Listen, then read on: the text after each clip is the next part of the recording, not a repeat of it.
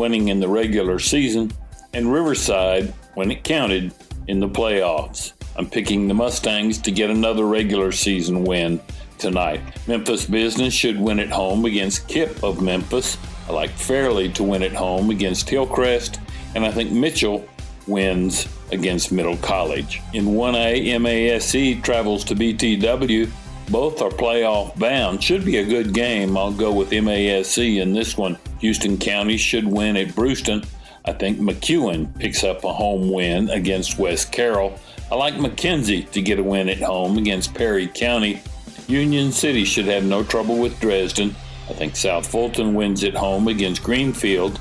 I like Lake County to get a win in Tiptonville against Gleason. Halls should win at home against Humboldt. Ashland, Mississippi travels to Middleton. Go with Ashland in this one. And in Memphis, I think Bluff City falls at the hands of Oak Haven. In Division II, at the AAA level, it's the rivalry of all rivalries, at least among Division II schools. It goes all the way back to the early 1900s. Macaulay says it started in 1905. Baylor says 1907. They didn't think these two games counted. At any rate, it's a great rivalry, and I think Baylor gets another mark in the win column, well beyond the 100-year mark between the two schools.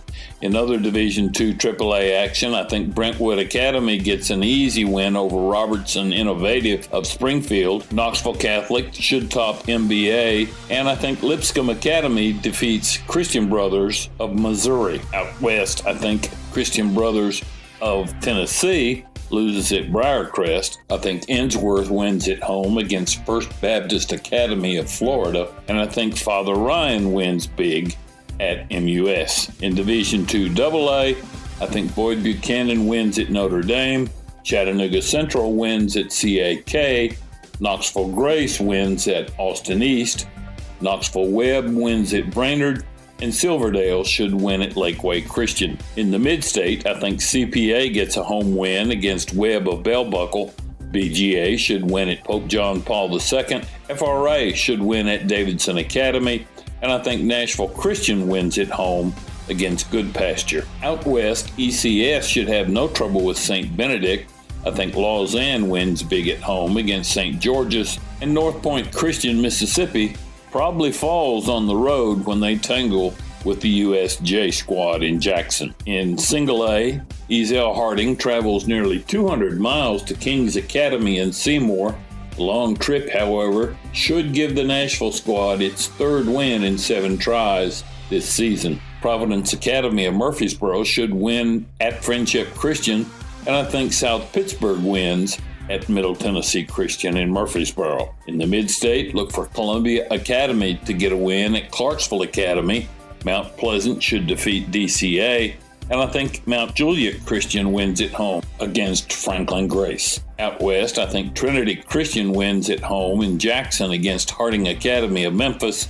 Jackson Christian should win at FACS. I think Fayette Academy gets a home win against Westwood.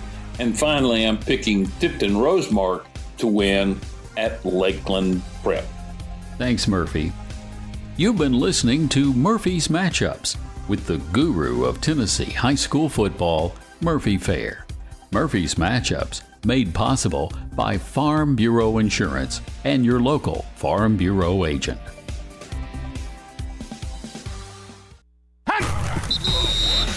Tonight's hometown sponsor for the MidState Checkdown High School Football Game of the Week is Roy's Meat Service in East Nashville. Stop by Roy's Meat Service at 605 South 19th Street, Nashville, Tennessee, or give them a call at 615-227-2583. That's 615-227-2583. Now, coverage of Goodpasture Christian at Nashville Christian with Joe Fisher and Pete Cordelli. Here we go! Let's get moving! Richmond 96, let's do it tonight! Let's go get it! And you know what time it is, baby! Welcome to the most exciting high school football coverage in Tennessee. Across the 35 to the 40, still on his feet, still going to the 45 to the 40, to the 35 to the 30, down the far sideline to the 20, to the 10. He'll take it all the way for the touchdown. Over 20 years of high school football coverage for Middle Tennessee. It's the MidState Checkdown High School Football Game of the Week. Looking to throw this time. This time he is going to go long. He's got a man wide open from the 30 to the 20 to the 10 to the end zone. Touchdown. Exclusively on your home for the best high school football coverage in Tennessee. WNSR, Nashville's first 24-hour sports station. 1 second left. From 26 yards out, high snap. Kick is on the way and it's blocked. It is blocked into the end zone, and we are going to overtime. The MidState Checkdown High School Football Game of the Week is presented by Freeman Webb, Wesley Mortgage, Medical House Calls, Omni Nashville Hotel, Strike and Spare Family Fun Center. Now, here's your WNSR MidState Checkdown High School Football broadcast crew, Coach Pete Cordelli and Joe Fisher. MidState Checkdown High School Football Game of the Week brings us to West Nashville tonight for a matchup between the Cougars of Goodpasture and the Eagles of Nashville Christian. Good evening from Keaton Field, Nashville Christian School. I'm Joe Fisher saying hello from the booth, joined by Coach Pete Cordelli. And Coach, let's start with the Cougars from Goodpasture, a program that has a storied history, but has struggled of late. 0-6 this season. Coach Tyler Turner trying to rebuild this program.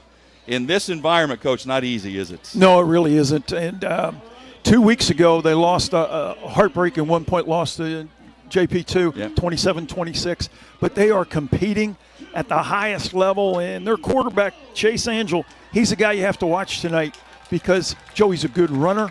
When the pressure gets on him, he can make plays with his feet. So this Nashville Christian defense is going to have to be able to contain him tonight. Well, the prospects for a turnaround for the Cougars tonight, tremendous challenge in the Eagles of Nashville Christian. They are 4-1 on the season, led by not only one of the top quarterbacks in the state, but arguably in the nation, in five-star prospect Jared Curtis. Yeah, already committed to the University of Georgia, and this guy just keeps getting better. Heartbreaking loss to BGA, but they're 4-1 on the year. But Jared Curtis, they played Monday night against Grace Christian, and he threw a bunch of yards, but he also can run. Yeah.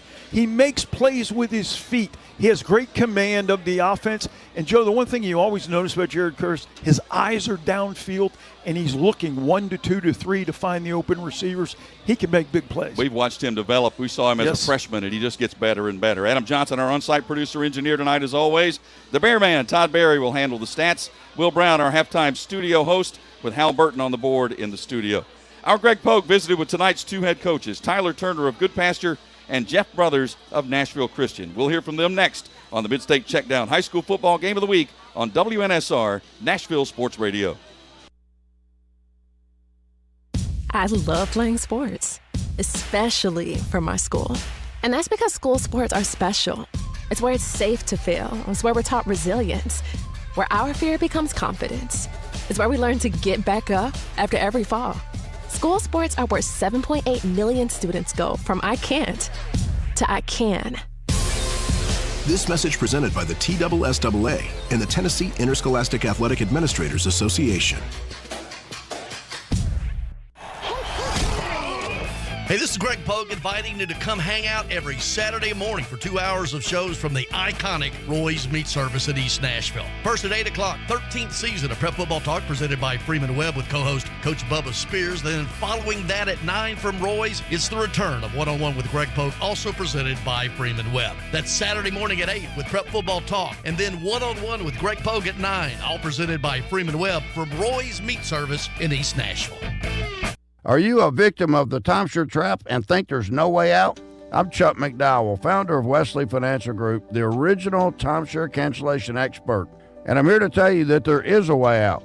All you need to do is give my office a call. I will send you a timeshare exit information kit absolutely free, explaining how the timeshare industry works and your options for cancellation. Call now for your free info kit, 800-328-9696. That's 800-328-9696. Bar Lines at the Omni Nashville Hotel downtown is at the heart of Music City. Located within walking distance of the Country Music Hall of Fame, Bar Lines at the Omni is your downtown honky-tonk destination. Watch your team from any seat on their plentiful HD TVs and catch a live show on the Bar Lines stage featuring live music 7 days a week. Bar Lines has the ultimate Southern comfort food. Get started with classic fried green tomatoes or bourbon barbecue wings. Then it's on to the massive Smashville double stack or the world famous Bar Lines grinder. Oh, you've never heard of the Bar Lines grinder? 2 kinds of cheese, lettuce, Dijon, smoked turkey, smoked bacon, smoked ham. Now that's some smoke you want. Local brews and local spirits are on tap at Bar Lines. Take a seat on the patio outside and soak up the rhythm of Music City. Bar Lines at the Omni Nashville Hotel, 5th Avenue, downtown. When the arena lights dim for a concert, or when the crowd becomes one at a big game, you can almost feel like you're the biggest fan. But who's your biggest fan? It's the person that will get you home safely after a night of drinking. It's the person who looks out for your life to make sure you leave the stadium with someone sober. This could be a designated driver or someone who offers to get you a ride share. Because in Tennessee, fans don't let fans drive drunk. Brought to you by the Tennessee Highway Safety Office, a division of the Tennessee Department of Safety and Homeland Security. Welcome back to the MidState Checkdown High School Football Game of the Week. Here again, Joe Fisher and Coach Pete Cordelli. Joined now by Goodpasture coach Tyler Turner. Coach, tell me about where your team is. I know it's been sort of a rough start to the season, nearly broke through at JP2 a couple of weeks ago. Where's your team's head right now? Well, we're in we're a super young team. Got a bunch of sophomores and freshmen playing and having to play early. Only have 4 seniors on our roster. So we are getting better and improving every week. And when you're coming in, it's my first year, and when you're coming in, you're building things. You always celebrate the small victories and the small successes. But we've came a long way, even though obviously it hasn't shown in the win column yet. We're making improvements and just trying to establish a culture and what we want. And the kids have been, very resilient and have done a great job. Knowing the sort of the season we're in right now.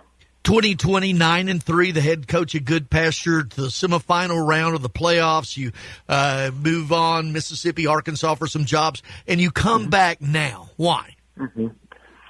Well, I think Dr. Bixman, our new president of our school here, he is a forward thinker, and he wants football to be successful as well as our academics and all sports. And when he got the job and we talked about it this past year, I knew this was a place that if the opportunity arose, I'd love to come back, because I tell you what, you've been to some places. You can't put a price tag on just great people. And at Goodpasture, there's just great people to work with. The staff is phenomenal. And I really enjoyed my time at Goodpasture the last time I was here. And I'm just happy to have the opportunity to come back, raise my kids here. And I got a 7-year-old and a 4-year-old. They're at Goodpasture. And it's just a great school with great role models in a Christian education, a Christian environment to put your kids in. So, and we want to build a football program. And that's something I'm really looking forward to doing and continuing moving forward. When you look at Nashville Christian, I was going to say, what do you need to do to be successful? But they got a quarterback over there, right? I've heard of it, who's headed to Georgia. He's all right. Just talk about, facing Jeff Brothers and his team. I tell you what, Coach Brothers, I got a lot of respect for him. He does a phenomenal job over there. Really, built a great program. And the quarterback is probably the best I've ever seen at the high school level. I've been fortunate to coach in some good conferences against some really good players. He's a 5-star. I mean, when you turn on the film, I always tell our players all the time, when you're a college football player, when you turn on the film and you watch 3 plays, you'll know somebody's going to stand out, and he stands out in every film you watch of him. So he's phenomenal. He can make every throw. I mean, he's insane. And then plus he has some good guys around him. His receivers They're very consistent catching the ball, and when you got a quarterback that puts it right on you, it makes it easy, and he does a good job. But they have a really good team. And you can tell they like playing together, and they play with some passion and some energy, and and they're very well coached.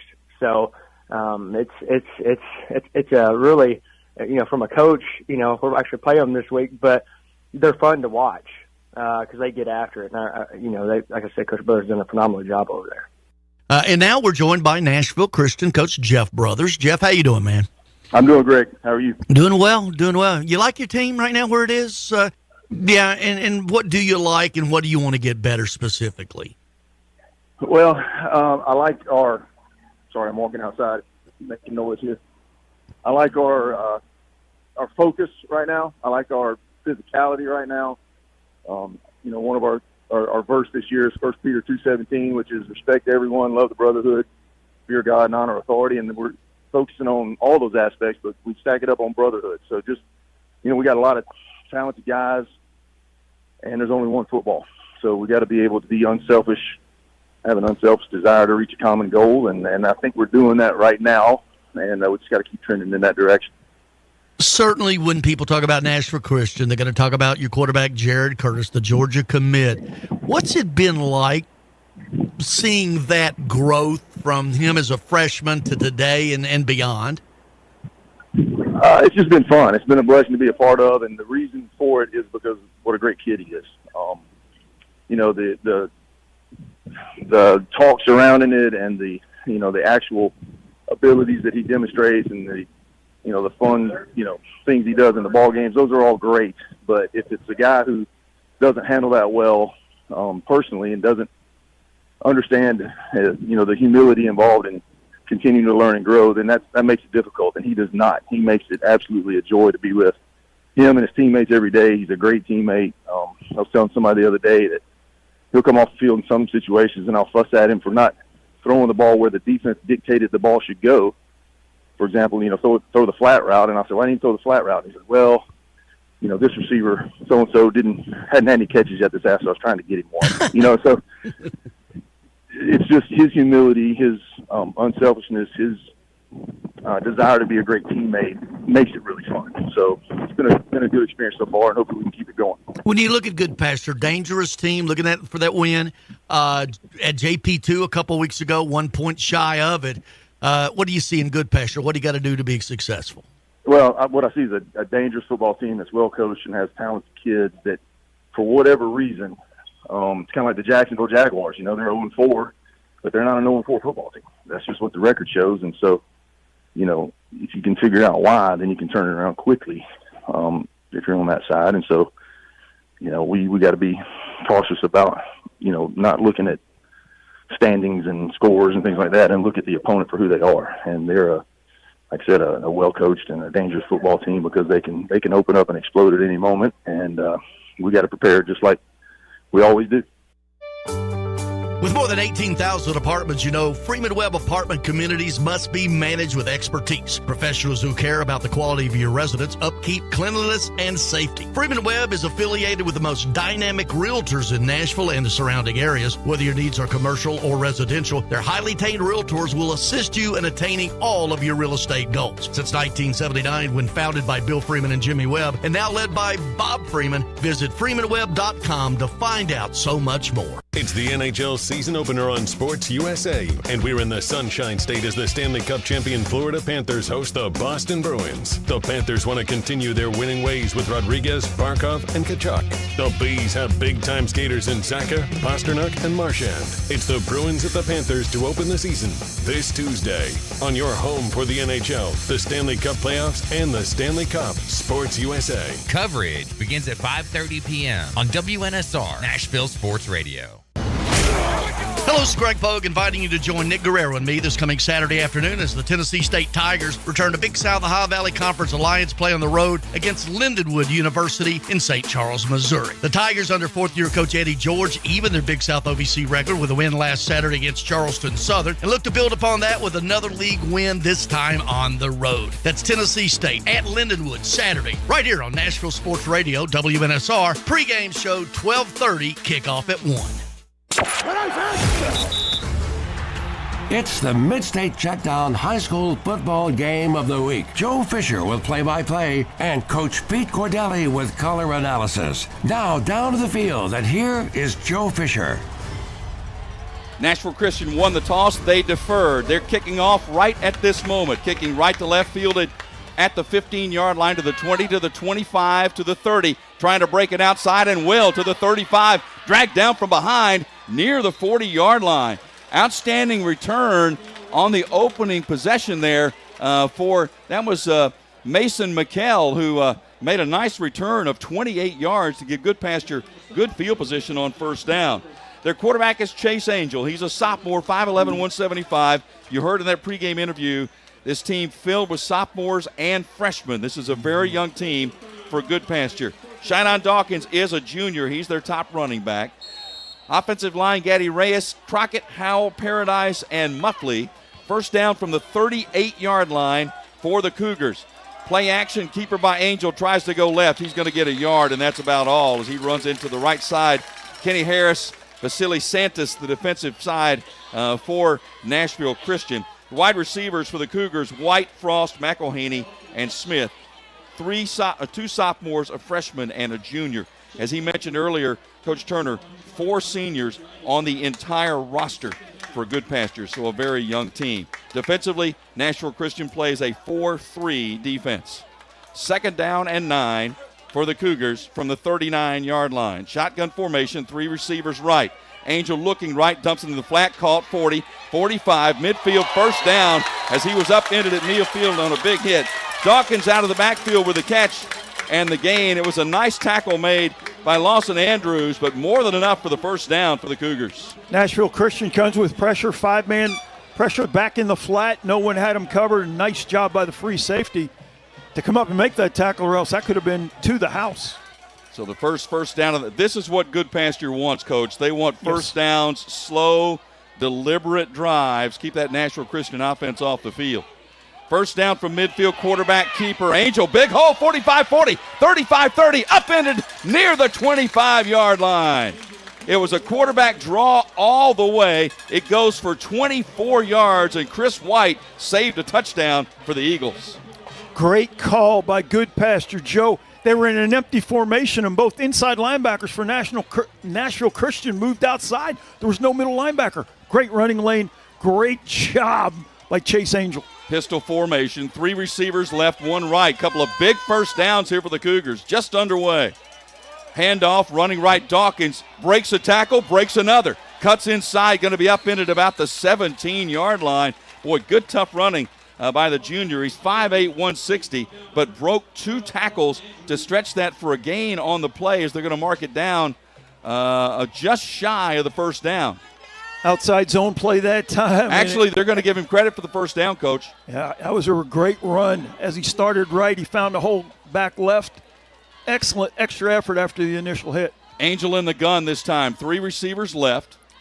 First down, the ball at the Nashville Christian 16-yard line. Outstanding opening drive here for the Cougars that began with an excellent kickoff return.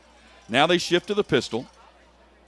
Angel hands off Dawkins, cuts it up the middle. Huge hole to the 10, down to the 5-yard line. Boy, the line is getting it done right in the middle of that front. Goodpasture has done a great job with formations. That time in that trip set, the inside linebacker on the right side of the Nashville Christians defense jumped outside. There was only 1 middle linebacker, and like you said, the offensive line did a great job of creating a running lane there for the back. First and goal from the 6. 9:10 to go opening quarter. Outstanding opening drive for the Cougars. Angel's going to keep. Turns up the middle, nowhere this time. Stopped at about the 5, maybe the 4-yard line. On the hit by number 44, R.J. Perkins leads the team in tackles coming into this game with 38 for the Eagles. Well, a big run with the quarterback draw, and then on the inside zone play to the left, Nashville Christian only had 4 down linemen and 1 linebacker in the box, so it was 5-on-5. You have a hat on a hat. Excellent execution by the Goodpasture offense. Second and goal, just shy of the 3. Angel in the gun, keeping all the way. Turns upfield, stopped. Just shy of the goal line. ran right, turned upfield, got it, I believe, to about the 1, and that'll bring up 3rd and goal. Nashville Christian now in a 6-man front. Their goal line defense here trying to get some penetration to slow down this Goodpasture offense. 3rd and goal from the 1 for Goodpasture. Pistol formation, strong to the right side. Handoff Dawkins. He is swallowed up from behind. He didn't get there. He is stopped from behind, number 67. That was Vasily Santos. Coach, Goodpasture's 0-6. Yeah. You're going for this, right? No question. Yeah, you've got to get a touchdown here. What a way to start the game. But Santos comes from his defensive end position on the right side of the Nashville Christian defense and runs that play down from behind. Great effort by Vasily Santos. 4th and goal from the 2. Pistol formation. Angel looks to the sideline one more time. Play clock at 9. Play clock at 5. They're going to have to hurry. They may have to take a timeout. Play clock at 2. At 1, got a high snap. Angel going to try the middle. He will push it across the goal line. Did he get in? Yes. Touchdown, Goodpasture. What an outstanding opening drive by the Cougars. Excellent job that time of Chase Angel moving his running back from a pistol to the right side. He faked the inside zone right to left, and then he kept it off the right side of the line there, following his right guard, Hunter Paradise. You're right, Joe. What a great drive. They could not have asked for any better. Muddle huddle. Here we go. They'll line up in the muddle huddle here, and Angel standing back. There's no kicker with him.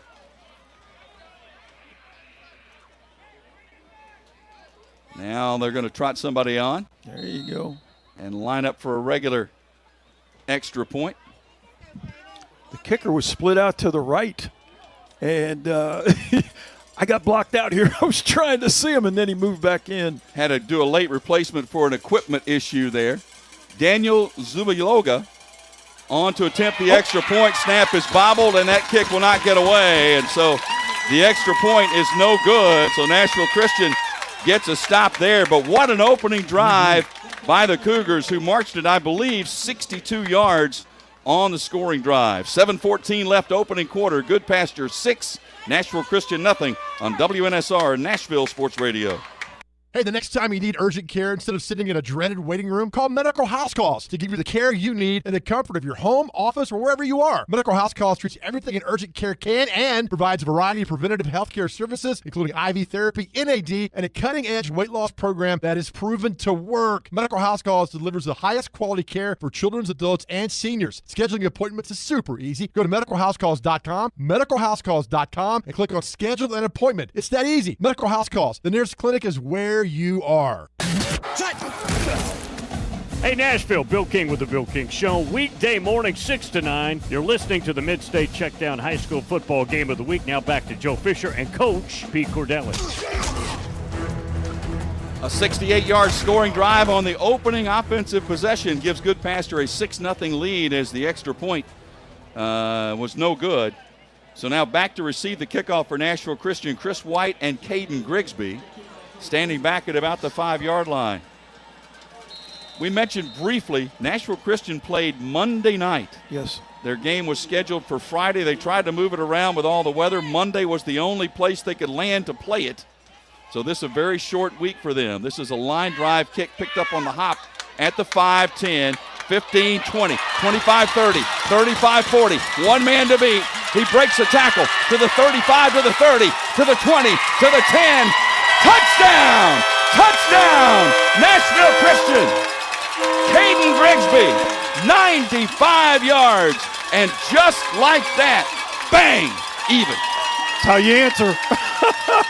Grigsby did a great job of feeling that ball from the right side. He started up to the middle, and then a big seam opened on the left side, and then he put a burst of speed on to outrun the pursuit of the Goodpasture kick coverage team. Wow. That energizes the crowd. No question. They were a little stunned after that opening Cougars drive. That woke up the house. And now on for the extra point to give Nashville Christian the lead is Braden Griffin. He is a junior, right-footed soccer-style kicker. And his kick is up And it is good. And just like that, Nashville Christian with a 95-yard kickoff return for the score has taken a 7-6 lead over Goodpasture on WNSR Nashville Sports Radio. Hey, this is Greg Pugh. While Nashville might be changing and shifting around us, the inner soul and vibe of the city remains vibrant and very much alive. Take an iconic location like Roy's Meat Service in East Nashville. It's the place around the corner with the finest prime meats and amazing meals served by wonderful people and anything else you might need without going to the big box store. Roy's Meat Service is a preferred caterer of the Nashville Cats. Give them a call at 615-227-2583 or visit roymeatservice.com. Welcome back to the MidState Checkdown High School Football Game of the Week. Here again, Joe Fisher and Coach Pete Cordelli. Well, we've had some fireworks in the first 5 minutes of play. Goodpasture opened with a 68-yard scoring drive, got into the end zone. Their extra point was no good. And on the ensuing kickoff, Grigsby for Nashville Christian takes it to the house, 95 yards. Their extra point was good. So the homestanding Eagles lead 7-6. What a burst of speed by Caden Grigsby, the sophomore, starting up into the middle of the field. Then he breaks it to the left side, and about his own 40, he just put it into fifth gear and outran everybody. Well, let's see if they opt to kick it again to the right side. It was Mason McKell who had an outstanding return the first time. He's going to get another chance here to the 15, to the 20. He's going to be dragged down this time from behind to the 25-yard line. Excellent pursuit. That was led by number 26, Jackson Wills, a return of 16 yards. And let's see if Goodpasture, Coach, they had a lot of success running the football in that opening drive. They did, and Joe, it was by formation. They got the linebackers for Nashville Christian to move outside of the box into coverage, and they took advantage of it with the quarterback draw and then the inside zone to the left side. We've got a Nashville Christian player down, but he is being helped to his feet. That's number 23. That's sophomore Jalen Fuqua. He is in some pain as he's coming off. Boy, that looks like a left shoulder or left arm situation the way he's walking off. Yep. Hope that's nothing serious. Hope it's just a little stinger kind of thing, and he can get back out there. He's a backup linebacker for the Eagles and obviously on the kickoff team. Did a nice job coming down and making that tackle there. And as he brought the ball carrier down, he fell right on his shoulder. First down for the Cougars of Goodpasture from their own 25-yard line. Angel, the sophomore at quarterback, had an outstanding opening drive. He'll line up in the pistol, 3 receivers left, 1 right. Straight handoff, tailback goes right. He's going to be stopped for a loss of a yard on the play. Leading the charge there was number 22 for the Eagles, and that's Michael Hoskins. I was down on the field before the game, Coach. I saw him. He's also listed as a backup running back. He is a big body. He is a good-looking young man physically. I was down on the field as well and saw him and really impressed. This guy's been in the weight room. Second down. Yes, he has. Second and 11. Same offensive set for the Cougars. 4-man defensive front for the Eagles. Looking to throw. Blitz coming. Pass almost intercepted. Boy, it was in and out of the hands and literally thrown right to Jake Morris, the junior.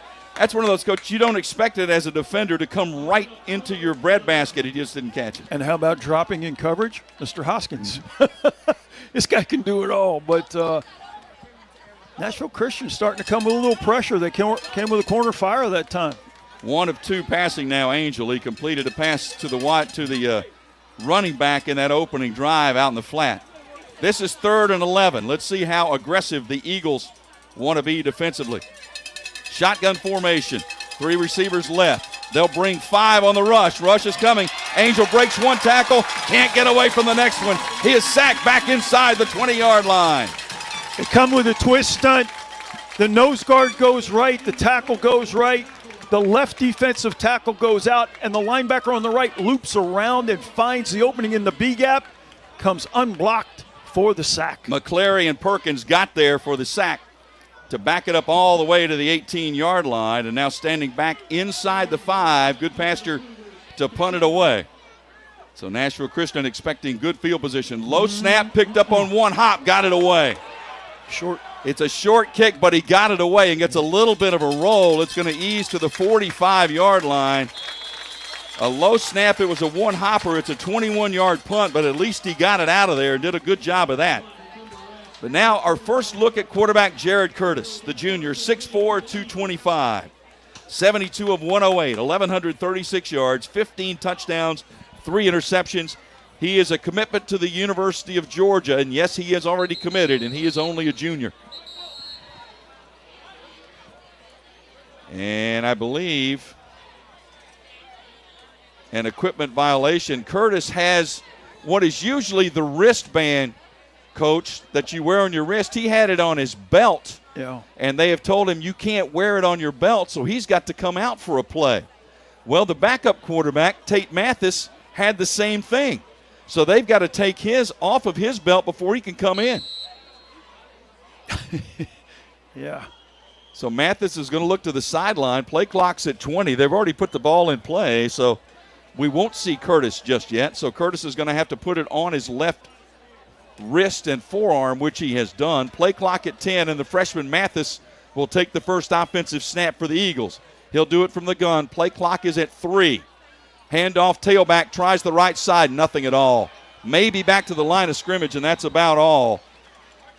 Number 44 getting in there to make the stop on the play.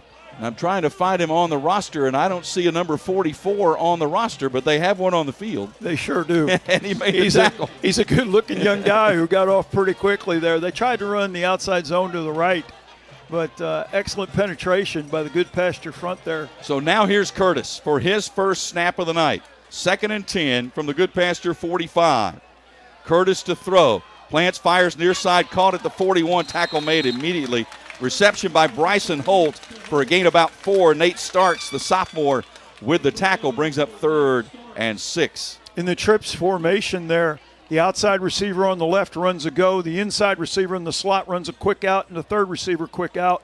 And what they're trying to do is get the corner to deepen and then hit the guy in the flat, which they did. But the safety did a nice job in pursuit to hold that to a 3-yard gain. 3rd down and 6 here for Nashville Christian. Play action fake. Curtis fires a bullet for a first down to the 30-yard line, inside the 30 to the 26-yard line. Boy, that was a rifle shot fired quickly. The catch made there by Zane Crampton, 15 yards and a first down. Oh, my, what an arm. RPO. Woo. He fakes it to the running back. The linebackers all flow, and then he just stepped back and flicked that thing right on a line to his receiver, hit him right in stride on the numbers. Man, what a quick release with a lot on it. 3:48 to go, first quarter, 7-6 Nashville Christian. Curtis, play action, plants, looking for the end zone, nobody there. Now going to buy some time, going to run right. He's got room. He'll take it inside the 25, to the 20, to the 15, to the 10, to the 5, dives for the goal line, going to come up just short to about the 2-yard line. That's the other part of his weaponry, Coach. He can run the football 23 yards on the carry. It's going to be a bootleg to the left. Curtis catches the snap, opens to the right. The back comes down like he's running inside zone. He bootlegs out to his left, looks for 1, looks for 2. Everybody overflows. He scrambles right for a huge run. Yeah, once he got out of the containment on the right side, there was a lot of green grass. This is a natural grass surface. 1st and goal from the 2. They snap it and taken to the 1. I believe the ball came loose. Ball fumbled. Did they scramble for it in the end zone? Goodpasture thinks they have it. Nashville Christian says they do. And the answer is touchdown, Nashville Christian. It was fumbled forward into the end zone, and I believe it was number 44 that came up with it. And that is the linebacker, R.J. Perkins, who came in a strong formation that time. Ball was fumbled. He pounced on it in the end zone. Yeah, they had 2 inverted backs that time behind both guards, and then Curtis was back in the shotgun, and he just followed both of those guys. But as he was going forward, the ball got stripped out, and it went forward into the end zone. Smart heads-up play by number 44. Griffin on for the extra point for the Eagles. And he puts it up and through. So 2 possessions, 2 touchdowns for Nashville Christian. One of them a 95-yard kickoff return. 2:57 to go opening quarter. Nashville Christian 14, Goodpasture 6 on WNSR, Nashville Sports Radio. Hey Nashville, start your day the right way with Bongo Java Cafe, located in the lobby of the Omni Nashville Hotel. Bongo Java is Nashville's oldest local coffee company. Get your day started with a freshly baked muffin and wash it down with a hot cup of dark roast or hair of the dog blend. With free Wi-Fi, you can get some work done while enjoying a toasted breakfast sandwich. Beat the traffic, treat yourself at Bongo Java Cafe, located in the lobby of the Omni Nashville Hotel, 5th Avenue, downtown Music City. Hey, college football fans, Bill King here. Listen to Ole Miss Evie Friday mornings at 7 on The Bill King Show. You're listening to the MidState Checkdown High School Football Game of the Week. Here's Joe Fisher and Coach Pete Cordelli. Nashville Christian, a short scoring drive. Fumbled at the goal line, but the ball recovered by the Eagles in the end zone for the touchdown to give Nashville Christian a 14-6 lead with 2:57 left to go in the opening quarter. Mason McKell had one really nice return on the opening drive for Goodpasture. Going to get his third try here. Fields it at the 7, 15, 20. Bounces right, 25. Trying to get the sideline. Hemmed in, dropped at the 30-yard line. Starks there to make the tackle along with a couple of teammates. Decent return of 24 yards. And let's see if the Cougars of Goodpasture have an answer. They are 0-6 on the year. And this is one of the youngest teams in the Mid-State. 4 seniors on the entire roster. Yes. So a lot of sophomores, even some freshmen in the starting lineup. 0-6. They've lost 9 straight dating back to last year. Had a near miss a couple of weeks ago. A 27-26 loss to JP2. First down from their own 31. Angel keeping all the way. Running right, turns upfield. Penalty flag down. Angel tackled at the 37. That was thrown by the referee, which almost always means offensive holding. Looks like it's going to be on the right guard, who was trying to get some movement that time, and that's Hunter Paradise. As he was pushing the defensive tackle outside, his arm came up around the shoulder pad there, Joe, and that was right in front of the official. That one was hard to miss. He threw it immediately. You look at this offensive line, not only young, although they have a couple of seniors, 225, 200, 195, 200, 220, so not a tremendous amount of size on that offensive front. Nashville Christian has made a defensive adjustment. They're now putting both inside linebackers in the box, and they've gone to a one-high safety. They started out with 2 safeties deep. Now they've rolled one of them up in this 3-by-1 set. Well, they got 9 players within about 5 yards of the football. On first down and 20, Angel keeping all the way again on the snap is going to push it to about the 24-yard line. Now, again, that was a designed quarterback run the entire way, and he'll get about 4 yards on the play. Santos, who's already made several tackles in this game, was there again. Very active. Vasily Santos has been very active tonight for Nashville Christian. Quickness. Golly, he's got some quickness to run these ball carriers down. Gain of 4, second down and 16. Goodpasture in no big hurry. Play clock is at 15. That would be understandable. Their opening drive was exactly what Coach Turner wants. Long, sustained, actually kept it on the ground except for one pass the entire opening drive that led to their touchdown. Shotgun formation on second and 16. Angel going to keep it again. Going to run right, going to get the corner, 30, 35, and out of bounds. I'm not sure, Coach, that one was designed to be a run, but the snap was high and kind of altered things a little bit. He just tucked it and took off. Well, he looked to the quarterback looked to the sideline, and all of a sudden, the coach had him move the back over to the right side because Nashville Christian went back to that 2-deep safety look, and there was nobody on the right side there. So, nice run around the right end. Third and a short 7. Goodpasture 0 for 2 on third down so far in this opening quarter. 1:49 left in this first quarter. 14-6 Nashville Christian. Angel with 3 receivers right. Snap was late. That's going to be illegal procedure. The snap was late. I believe the center was a half a beat late, Coach, because all the players took off and then the snap happened. Yeah. You know, with young guys like that, It sometimes happens. So, well, that's a big one, too. Instead of 3rd and 7, now going to be 3rd and 12.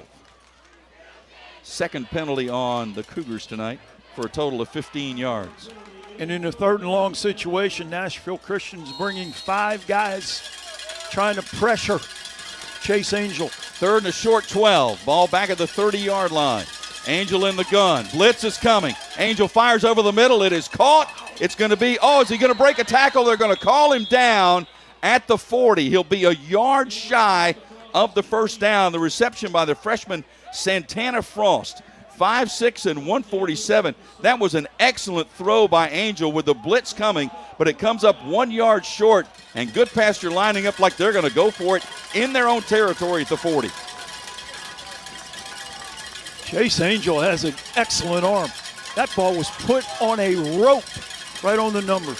Goodpasture 1 for 1 on 4th down. The conversion was their touchdown in the opening drive. Ball is on their own 40.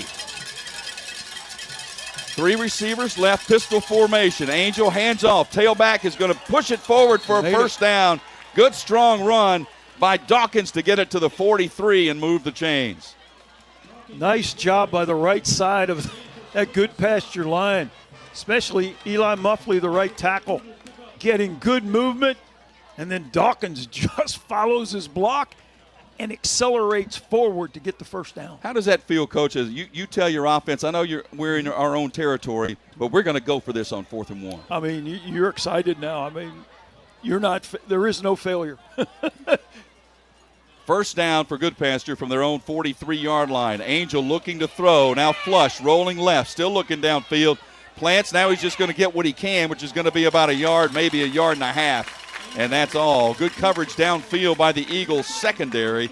Angel kept looking, Coach, kept his eyes up and finally said, I got nothing, and just got a yard or so. Yeah, and he tried to fake the linebacker twice by rolling his shoulders up, feel like he was going to take off, and then he sprinted to the left again. But the linebacker did a great job of keeping the ball in front of him and held that to a 1-yard gain. That's the end of quarter number 1. It was an exciting first quarter. Both teams got on the board. Nashville Christian 14, Goodpasture 6 on WNSR, Nashville Sports Radio.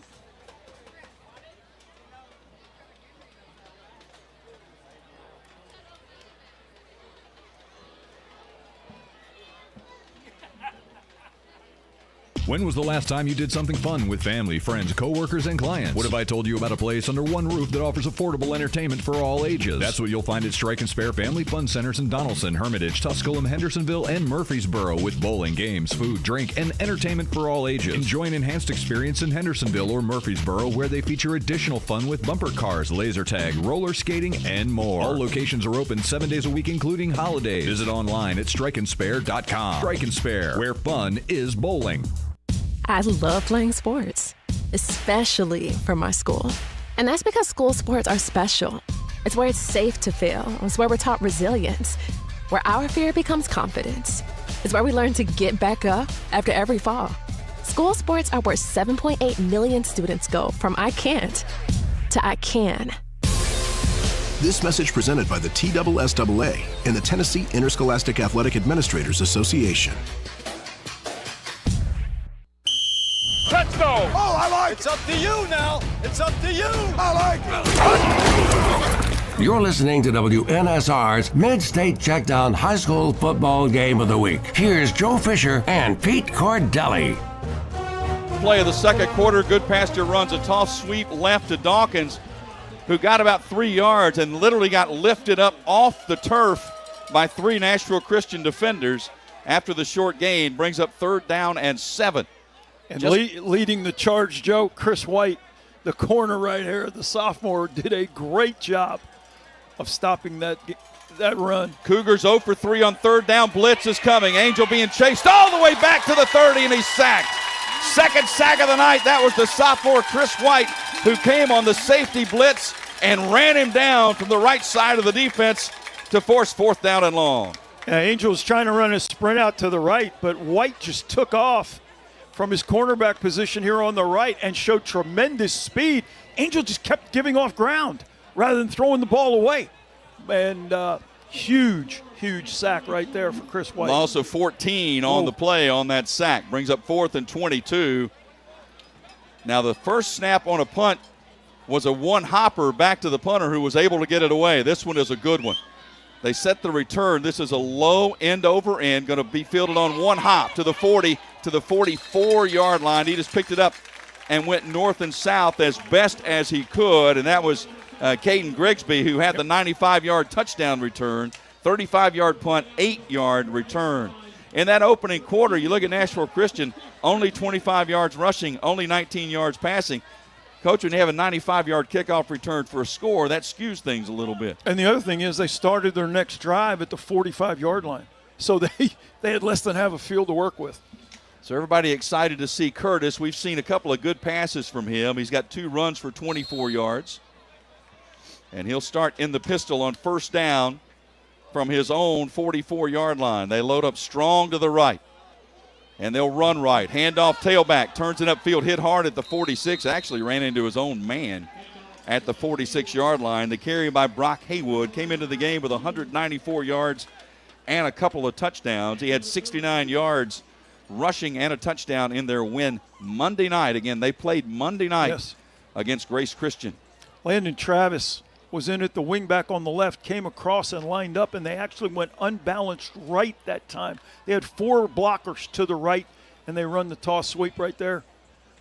But nice job by Goodpasture to hold that to a 2-yard gain. Gain of 2, 2nd down and 8. Shotgun this time. Rush coming up the middle. Curtis plants, eases left, throws across his body, caught 45-40, 36-yard line. Grigsby for the first down. Boy, Curtis just eased left, bought a little bit of time, and then across his body, threw it back to the right, 18-yard completion. That's the Patrick Mahomes effect. As he's going left, he dropped his elbow and changed his arm angle, but he did it with accuracy to Mr. Grigsby.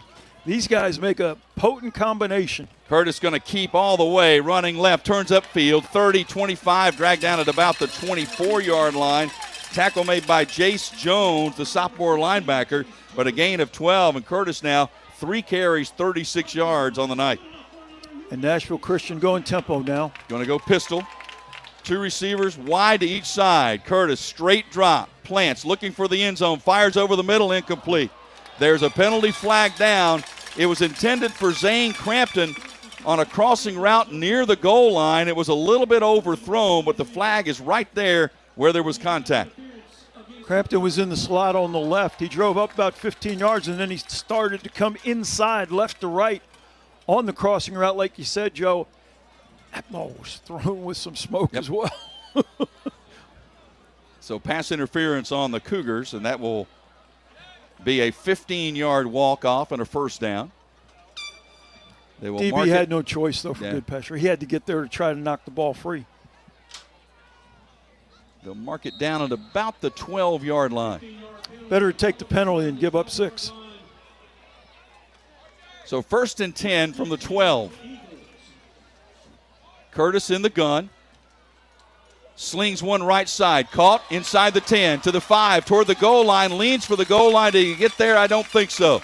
Just shy of the goal line. That was another sidearm fire to the right side on the catch that was made to get him down to the 1-yard line. Does a nice job with the ball fake to the receiver, fullback coming right to left, and then he just drops his elbow down and slings it sidearm right on the numbers. Great accuracy that time again to his receiver, who gets the ball upfield to the 1-yard line. 11 yards on the reception. 1st and goal for the Eagles from their 2-yard line.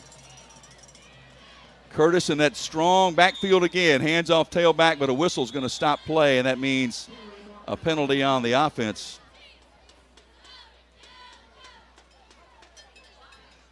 And that will be a legal procedure. Boy, coaches hate that. Your 1st and goal from the 2.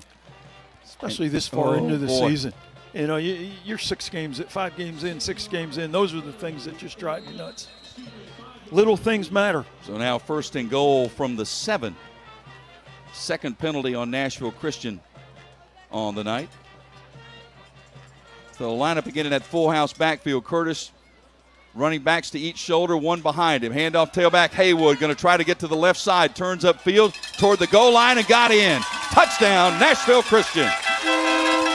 Brock Haywood with his third touchdown run of the season.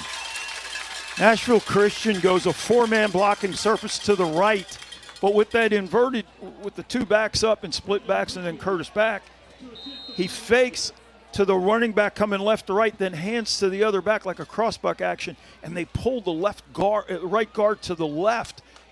And Goodpasture had overshifted to the blocking surface. There was nowhere on the left side. Nice call. Another touchdown for Nashville Christian. So Griffin on for the extra point for the Eagles, and he drives it up and through. So a kickoff return, a couple of offensive possessions, a couple of touchdowns. 8 minutes to go first half. Nashville Christian 21, Goodpasture 6 on WNSR Nashville Sports Radio.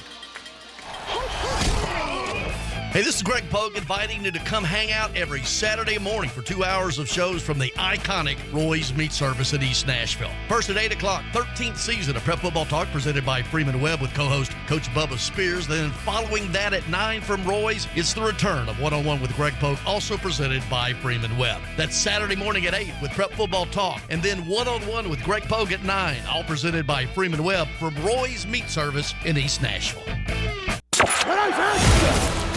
Hey Nashville, it's John Burton from JB and the General, weekday mornings 9 to 11. You're listening to the MidState Checkdown High School Football Game of the Week. Now back to Joe Fisher. Nashville Christian 21, Goodpasture 6. Thanks to our sponsor tonight, Roy's Meat Service, where they host a couple of shows on Saturday as well with our man Greg Pogue. Nashville Christian to kick it off. All blue jerseys and pants, white numerals, orange trim, blue helmets with white and orange stripe down the middle. Goodpasture in sort of a cobalt blue pants and helmet, white jerseys with blue numerals. Kickoff to the 5-yard line. McHale to the 10, hesitates at the 20, breaks him, one tackle, still on his feet to the 25, and finally slung down at about the 28-yard line. He's been a bright spot for the Cougars tonight in his returns. He does a nice job of slipping tackles and keeping his feet moving, sliding left, and he gained about 15 extra yards after the initial hit. 23 yards on that return, so Goodpasture will start first down from its own 27-yard line, trailing 21-6. This Cougars team 0-6 on the year, 0-3 in district play, coming off a 49-14 loss to CPA. It's a team that made the playoffs last year, actually, and lost to Boyd Buchanan 49-20. See if Goodpasture can put another drive together like they had in the opening drive where went down and scored, but bad snap prevented the extra point from happening. Pistol formation on first down. Angel handoff, big hole up the middle across the 30, breaks a tackle 35 and out to the 39-yard line. That is Shinon Dawkins, the junior, with a gain of about 12 yards on the play and a first down. And success, they had a success in that opening drive, Coach, going right up the middle. They got it there again. They sure did, Joe. And being in the pistol, the quarterback opens to the right, running back comes right, and then cuts it back between the left guard and left tackle and stay straight up the middle of the field, first down. Well blocked up front. Yep, ball spotted at their own 39-yard line. 7:20 to go first half. 21-6 Nashville Christian. Angel with a play clock at 7. In the pistol, 2 wide right, 1 left. Angel takes the snap. Going to hand. Dawkins runs left, hit at the 40, maybe a yard, and that's about all, as he is upended there on the carry by Skylar Drury, a senior defensive tackle, after a gain of 1. Nashville Christian's defensive coordinator said enough's enough. He brought a 7-man pressure that time. Well, the 2 outside linebackers came. The 2 inside linebackers came. They covered all the gaps. Did a nice job to hold that to a half-yard gain. Second down and 9. They'll do the pistol again. Will Angel.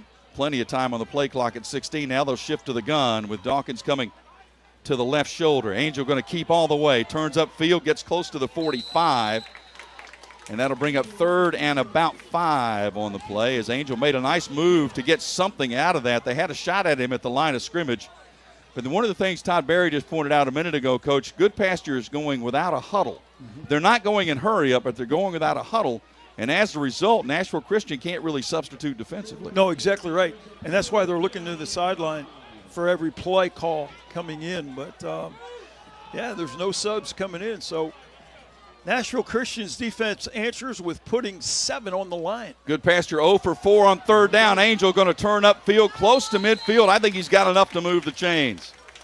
It was a high snap, but he got a nice block at the point of attack on the left side. They'll mark him down right at midfield, and first down, Cougars. Left tackle Ivan Gandy Reyes did a great job on his block when he blocked down to create that running lane for Chase Angel.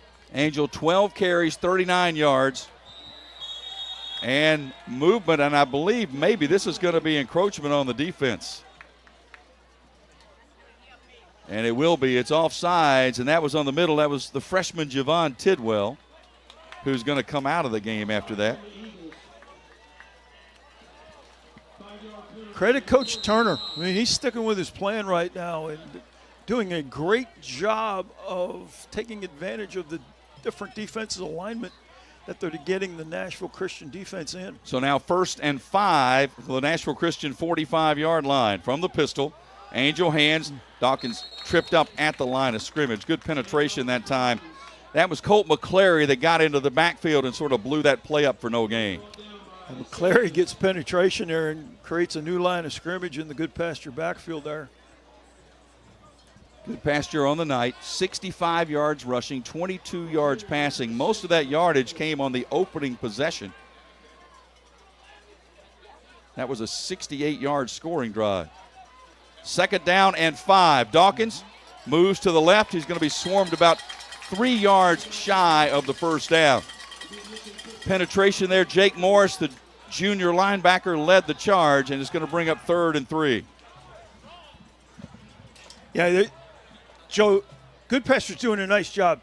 Play before they ran a trap, which we haven't seen much. The right guard pulls and kicks out. Now they're bringing the up back across as the trapper, and they're trying to create seams, block down, seal the inside, and then kick out with the guy coming across. 3rd and a short 3. Angel wants to throw. Now he's scrambling. Now he's looking left. Now he plants. Now he throws and finds a man, and it's hammered away from him. Oh, Taylor with a huge hit. Knocked it out of the hands of the intended receiver. That was Cameron White. Had White secured it, it would have been a first down near the 25, but he got leveled by number 81, Brock Taylor. What a nice job that time by Chase Angel. Even though he was under pressure, he kept his eyes downfield and put the ball right where it had to be, but the receiver could not hold on through contact. 4th and a short 3. Goodpasture is 2 for 2 on 4th down tonight. Ball needs to get to the Nashville Christian 40 for a first down. It's an empty backfield. Shotgun look. 3 wide right, 2 left. No middle linebacker, Joe. And timeout taken by the Cougars. We'll take it with 4:06 left in the half. 21-6 Nashville Christian on WNSR Nashville Sports Radio. Are you a victim of the timeshare trap and think there's no way out? I'm Chuck McDowell, founder of Wesley Financial Group, the original timeshare cancellation expert. And I'm here to tell you that there is a way out. All you need to do is give my office a call. I will send you a timeshare exit information kit absolutely free, explaining how the timeshare industry works and your options for cancellation. Call now for your free info kit, 800-328-9696. That's 800-328-9696. Welcome back to the MidState Checkdown High School Football Game of the Week. Here again, Joe Fisher and Coach Pete Cordelli. Goodpasture calls timeout, facing a 4th and a long 2 from the Nashville Christian 42.5-yard line. Goodpasture trailing 21-6. This is a Cougars team that's 0-6 on the season. Their last win, October 13th of last year, over the Webb School. This is a 4th and a long 2. They've converted a couple of 4th downs already tonight. Same offensive set, empty backfield. Snap to Angel. Quarterback keeper down. Slings one over the middle and it's broken up and incomplete. The receiver, Frost, had it for half a step, but Morris, the linebacker, got in there and got a right arm in and stripped that ball away. Nashville Christian brought the free safety down. Grigsby to linebacker depth. They were basically playing cover 0. Chase Angel steps up and puts that ball right on the money. But an excellent excellent strip of the receiver by the defensive back that time. Interesting play, Coach. They made it look like a quarterback draw and that he was going to run. He took a couple of steps toward the line and then threw the pass, and he put it right on the money, but Morris able to bring it up. Grigsby steps up, and it creates the throwing lane. Curtis on first down. Steps up. Flush. Now plants, throws long. Looking down the far sideline. Pass is caught. It is caught inside the 15-yard line. Oh, my goodness. What a throw right on the button. And the catch made by Javin Druolo, his 9th reception of the year. This one covers 46 yards. Jared Curtis does an unbelievable job of keeping his eyes downfield, feeling pressure from his left. He steps up, then avoids the sack, slides left, and puts the ball on the money down the left sideline. Great throw and catch. Well, that wasn't poorly defended. It was just a perfectly thrown football. On first down, Curtis looking again to throw. Now Flush steps up, tucks it, fires, slings it to the end zone, incomplete. Tried to force that one into traffic, looking for Druolo over the middle. And again, Curtis showing off the strength of the arm, running to his right, threw it back across his body to the middle. That's his first incompletion of the night. Wow. And that one, again, great accuracy, throwing on the run under duress. Got a little juice on it, too. I'm telling you, this guy, and he doesn't have a long motion. It's quick. He throws a tight spiral, but the ball is up by his ear and gone very quickly. 5 of 6 passing, 94 yards in this first half. 3:26 to go in this second quarter. Second down and 10 from the 11-yard line. Curtis looking right, fires passes, caught inside the 5, and strolling into the end zone. Touchdown, Nashville Christian. Zane Crampton, the junior, with his 4th touchdown catch of the year. And Curtis, this is a rhythm timing throw. Catches it 1, 2, 3, gets the ball out right on the outside shoulder of the receiver, who beats the corner to the end zone. Again, great execution by Jared Curtis and his receiver. You can see why this guy's the #1 rated quarterback, not only in Tennessee, but in the country for next year. And this time they opt to go for 2, and they'll convert it for the 2-point conversion. The homestanding scoreboard is cheating them of some points. I believe it's actually 29-6. After the touchdown and the 2-point conversion, the scoreboard says 26. Pretty sure it's 29. 3:22 to go in the first half. Back in a moment on WNSR Nashville Sports Radio. When the arena lights dim for a concert, or when the crowd becomes one at a big game, you can almost feel like you're the biggest fan. But who's your biggest fan? It's the person that will get you home safely after a night of drinking. It's the person who looks out for your life to make sure you leave the stadium with someone sober. This could be a designated driver or someone who offers to get you a ride share. Because in Tennessee, fans don't let fans drive drunk. Brought to you by the Tennessee Highway Safety Office, a division of the Tennessee Department of Safety and Homeland Security. Hey, Nashville, Bill King with the Bill King Show. Weekday morning, 6 to 9. You're listening to the MidState Checkdown High School Football Game of the Week. Now back to Joe Fisher and Coach Pete Cordelli. Nashville Christian has scored every time they've had the football, 29-6. Goodpasture actually scored on its opening possession and led 6-0. Since then, a 29-0 run by the Eagles. How about that 46-yard completion down the left sideline? It was a thing of beauty. 6 of 7 passing is Curtis, 105 yards and a touchdown. Kickoff is away, fielded on the near side at the 10 to the 20. Little seam to the 25 to the 30. McKell puts on his brakes, and then Nashville Christian slams the door on him right there after the return to the 30-yard line, 21 yards on the return. So now 3:14 left in the half. Nashville Christian deferred. They won the toss. They deferred, so they'll get the football to open the second half. So this is a big drive for the Cougars, who have moved the football at times tonight. 68 yards rushing, 22 yards passing, 7 first downs. They've been stymied on third down. They're 1 for 6 on third down. Each team was 7 first downs. You got to remember as well, Nashville Christian had a 95-yard kickoff return for their opening score. Nashville Christian still has all 3 of their timeouts left. Angel in the pistol on first down. Takes the snap. Hands off Dawkins across the 30. Nice seam, 35-40 to the 45. Excellent hold. There's a penalty flag down behind it, though, back at the 37. It's a 15-yard run if it stands. Chances are it won't. Where that was thrown, that's usually a hold, and that's exactly what it will be. So that will negate the 15-yard gain. They'll mark it off from the spot of the foul, which I believe is about the 37. So they'll walk it back 10 yards from there. It looked like the left guard, number 56, Ian Crockett, again, as he was pushing the defensive lineman out, he got his arm up around his shoulder like he was trying to tackle him. And rather than keeping your hands inside, which all offensive linemen are taught to do, that one, his left arm got outside and he hooked the defensive tackle. Penalty walks it back to the 27-yard line, so it'll be first down and 13 officially for the Cougars. Angel looking to throw, looking right, steps up, being flushed. Going to be chased down from behind at the line of scrimmage. Technically, I don't know if he got a yard on that or not, Bearman, and slow to get up is the offensive lineman. One of the offensive linemen, I believe that was 56, I believe, Ian Crockett, the junior, but he's up and okay. That was a coverage sack. Yep. Excellent coverage by Nashville Christian defensive backs. Angel had to step up in the pocket, nowhere to go.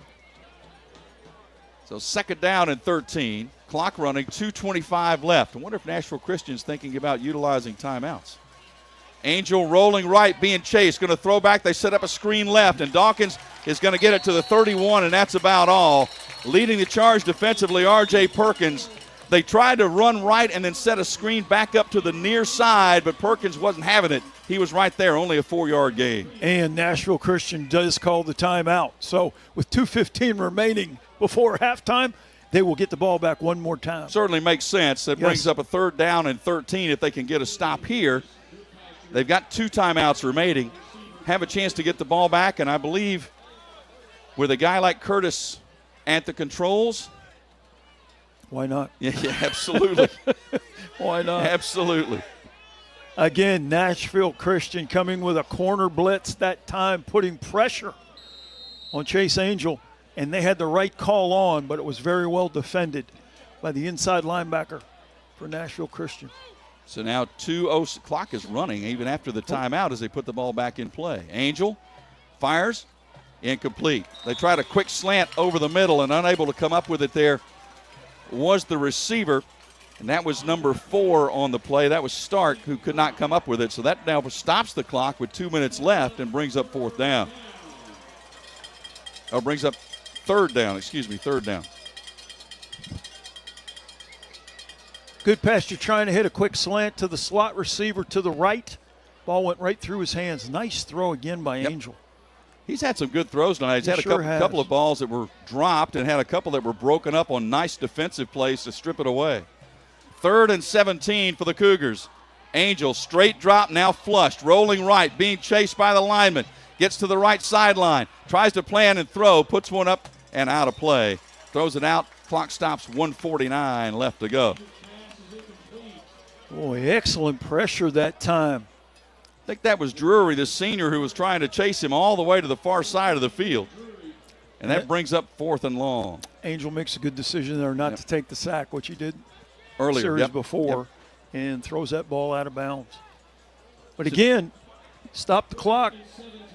So Grigsby back to return the punt, and he was looking over the sideline, coach. And I think he was asking, do you want me to try to return this or just field it? Or fair catch it. And fair catch it and not run any time away.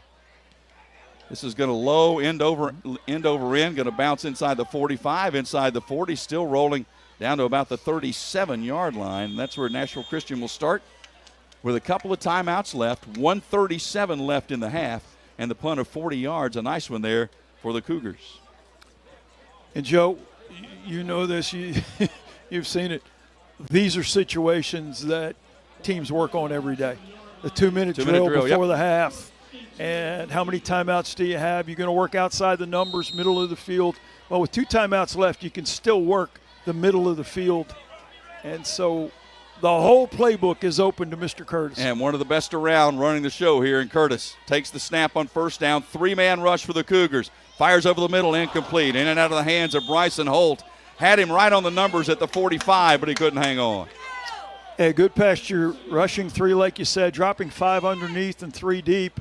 And Holt had found the opening on the crossing route right to left. Ball just went right through his hands. Boy, it's amazing, Coach. If you're a receiver, you got to be ready because it's not, I'm going to load this up and throw it. It's bang, here it comes. He's already loaded, ready to throw when that back foot hits. And you better get your eyes around. Low snap, empty backfield on second down. Curtis flush, rolling left, going to be dragged down, throws the ball, incomplete. Getting a handful of the jersey from behind was Quinn Puckett, the senior nose tackle. Curtis was strong enough to get the pass away while he was in the grasp, but it comes up empty and brings up 3rd and 10. That was great effort that time by the defensive lineman from Goodpasture with only a 3-man rush. This is only the second 3rd down opportunity of the night for the Eagles. This is a 3rd and 10. They converted the first one. Shotgun formation, 3 wide left, 1 right. Curtis against a 4-man rush. They try to set up a screen in the middle. It's caught 35, 40, 45, lowering his shoulder and getting the first down is Brock Haywood. He knew he needed the 47.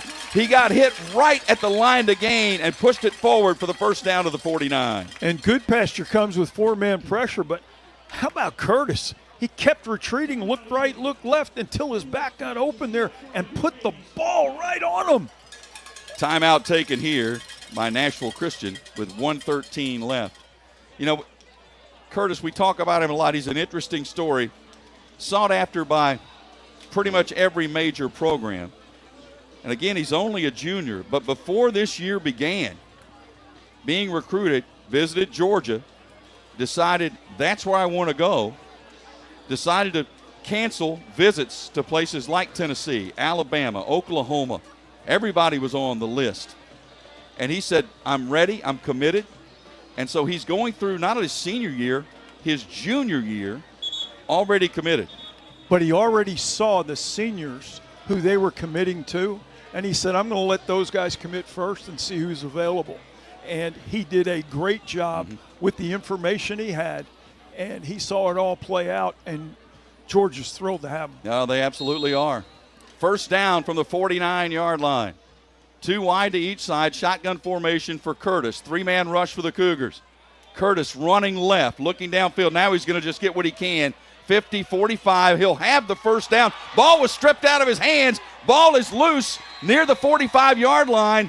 Goodpasture says they have it. Waiting for an official signal. There's a penalty flag down. There's a little shoving after the play was over. Curtis is coming off the field like Goodpasture's got the football. And they do. The Cougars recover. That's the second ball Curtis has put on the ground tonight. The first one was recovered in the end zone for a touchdown. This one recovered by Goodpasture. If there's one thing I can say, Mr. Curtis better learn to carry that ball high and tight like a running back. He's getting the ball down below his belt buckle and below his hip. And guys are taught to strip it, chop it down. And that's what he tried to make a move on the linebacker inside. But when he did it, the ball went down, and the guy just swiped at it. You have to take care of the football when you're running it, and you got to get it high and tight because you are a running back.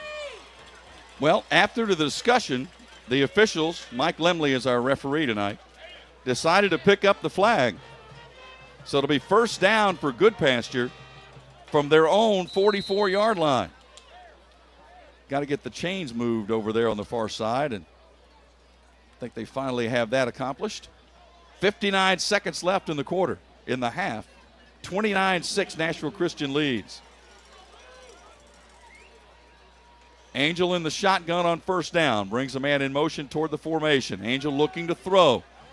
Dumps one over the middle, incomplete. A little too tall. A little pressure was coming there at the last moment. And a little too tall for Santana Frost, the freshman. It'll be second down. Clock stops, 54 seconds left. Yeah, Nashville Christian coming with the blitz that time. They're playing cover one, playing man free with a free safety back in the middle there. And Angel trying to hit the crossing route from right to left, but he couldn't really step into the throw and had to throw it a little high. Second and 10 for the Cougars from their 44-yard line. Goodpasture sitting on 94 yards of total offense in this first half. Angel going to keep, run right, turn across the 45, still on his feet, midfield. He'll have the first down inside the 45 to the 43-yard line. Nice run by the sophomore running to his right. He picks up 13 yards on the carry. So Angel on the night, 14 carries now for 52 yards. Excellent call by Coach Turner, knowing he's getting 7-man pressure that time. Runs quarterback lead, and they split the line. First down and 10 from the 43. Angel. Pass caught, 35-30, right over the middle to the 27-yard line. Reception by Cameron White. They'll stop the clock to move the chains. First down from the Nashville Christian 27, gain of 17, tackle made by Grigsby. And now Goodpasture with the clock winding again, ready to go. 20 seconds left in the half. Angel being chased, running left, sacked back at the 35-yard line. Sacked back at the 35-yard line. That's the third sack of the night. A timeout taken by Goodpasture with 11 seconds left. And that was Lawson Andrews, the senior, with the sack, his first of the season. Again, Goodpasture coming with the pressure that time. And it looked like Angel was going to be able to try and escape out to his left. But excellent job of the blitzing linebacker leaving his feet and making that tackle from behind. So 3 sacks in the first half for this Nashville Christian defense. Brings up a second down from the 35-yard line. Second down, let's call it 18, with 11 seconds left before intermission. Now, if you're Nashville Christian, no penalties. Nope, you don't want any penalties here. Right. And so even though you're going to possibly play man, make sure you don't grab, don't hold, and get another play or give another play to this Goodpasture offense. Second down and 18, 11 seconds left in the half. Ball at the Nashville Christian 35. Angel rolling right, being chased, sends it out of bounds. And that ran a lot of time. It ran 7 seconds off the clock, 4 seconds remaining. So now all you got left, really, Coach, is drop back and heave one toward the end zone. Hey, Hail Mary, Yep. And hope you can either catch it or get a pass interference. But that time, Nashville Christian on defense, they rush 4. They play 5 under man with 2 safeties deep that time. They change up the look, and they did get pressure on Angel there and forced him to throw that ball away. Remember, Nashville Christian gets the ball to open the second half. 4 seconds left. Ball at the Eagles 35, 3rd and 18. Pistol formation, Angel steps up, rolls right. Now he's going to send it toward the end zone, and there's nobody home. It's incomplete. And that'll end the first half of play. Goodpasture scored on its opening drive. Nashville Christian answered with 29 in a row. And at the half, the homestanding Eagles of Nashville Christian lead by a score of 29-6. We're hoping to catch up with Coach Jeff Brothers here for just a quick word before they head to the locker room, and I think he's going to join us here for just a brief second as Adam Johnson handing him the headset and the microphone, and he'll step away from the cheerleaders there, and Coach Brothers joins us. And, Coach, give us an evaluation of the first half. Well, obviously I think we did a lot of good things. I think we got a little sloppy with the ball there and cost us an opportunity. But I think defensively we're, the bend don't break kind of philosophy. We're giving up some things, but we're not giving up the deep, big play stuff, which is good. Special teams has shown up well for us tonight. So, missing tackles on those kickoffs that we got to make sure we shore up a little bit in the second half. But overall pleased. I think we're doing a lot of good things. Jeff, you guys are really changing up your pressures on defense, coming corner blitz, and then from the field a little bit, trying to keep Angel off balance. Yeah, well, we don't want him to get settled back there. With the man coverage stuff, you got to get home or else you're going to maybe be exposed in the back end if you can't get there, in time. And so I think our guys are doing a good job of that. I think we're mixing it up a little bit in the style of pressure that we're bringing. Like you said, some corner pressure, some linebacker pressure, even bringing our free safety up in there a little bit. So just working on a lot of those things that we got to get better at as we go, down the line. Coach, locker room, Coach. Thank you. Appreciate it. Halftime here at Nashville Christian, and the Eagles lead 29-6 on WNSR Nashville Sports Radio. With more than 18,000 apartments, you know Freeman Webb apartment communities must be managed with expertise. Professionals who care about the quality of your residence, upkeep, cleanliness, and safety. Freeman Webb is affiliated with the most dynamic realtors in Nashville and the surrounding areas. Whether your needs are commercial or residential, their highly trained realtors will assist you in attaining all of your real estate goals. Since 1979, when founded by Bill Freeman and Jimmy Webb, and now led by Bob Freeman, visit freemanwebb.com to find out so much more. It's the NHL season opener on Sports USA, and we're in the Sunshine State as the Stanley Cup champion Florida Panthers host the Boston Bruins. The Panthers want to continue their winning ways with Rodriguez, Barkov, and Tkachuk. The Bees have big-time skaters in Zacha, Pasternak, and Marchand. It's the Bruins at the Panthers to open the season this Tuesday on your home for the NHL, the Stanley Cup playoffs, and the Stanley Cup. Sports USA. Coverage begins at 5:30 p.m. on WNSR, Nashville Sports Radio. Hello, this is Greg Pogue inviting you to join Nick Guerrero and me this coming Saturday afternoon as the Tennessee State Tigers return to Big South Ohio Valley Conference Alliance play on the road against Lindenwood University in St. Charles, Missouri. The Tigers, under fourth-year coach Eddie George, evened their Big South OVC record with a win last Saturday against Charleston Southern and look to build upon that with another league win, this time on the road. That's Tennessee State at Lindenwood Saturday, right here on Nashville Sports Radio, WNSR. Pre-game show 12:30, kickoff at 1. Hey, the next time you need urgent care, instead of sitting in a dreaded waiting room, call Medical House Calls to give you the care you need in the comfort of your home, office, or wherever you are. Medical House Calls treats everything an urgent care can and provides a variety of preventative health care services, including IV therapy, NAD, and a cutting-edge weight loss program that is proven to work. Medical House Calls delivers the highest quality care for children, adults, and seniors. Scheduling appointments is super easy. Go to medicalhousecalls.com, medicalhousecalls.com, and click on Schedule an Appointment. It's that easy. Medical House Calls. The nearest clinic is where you are.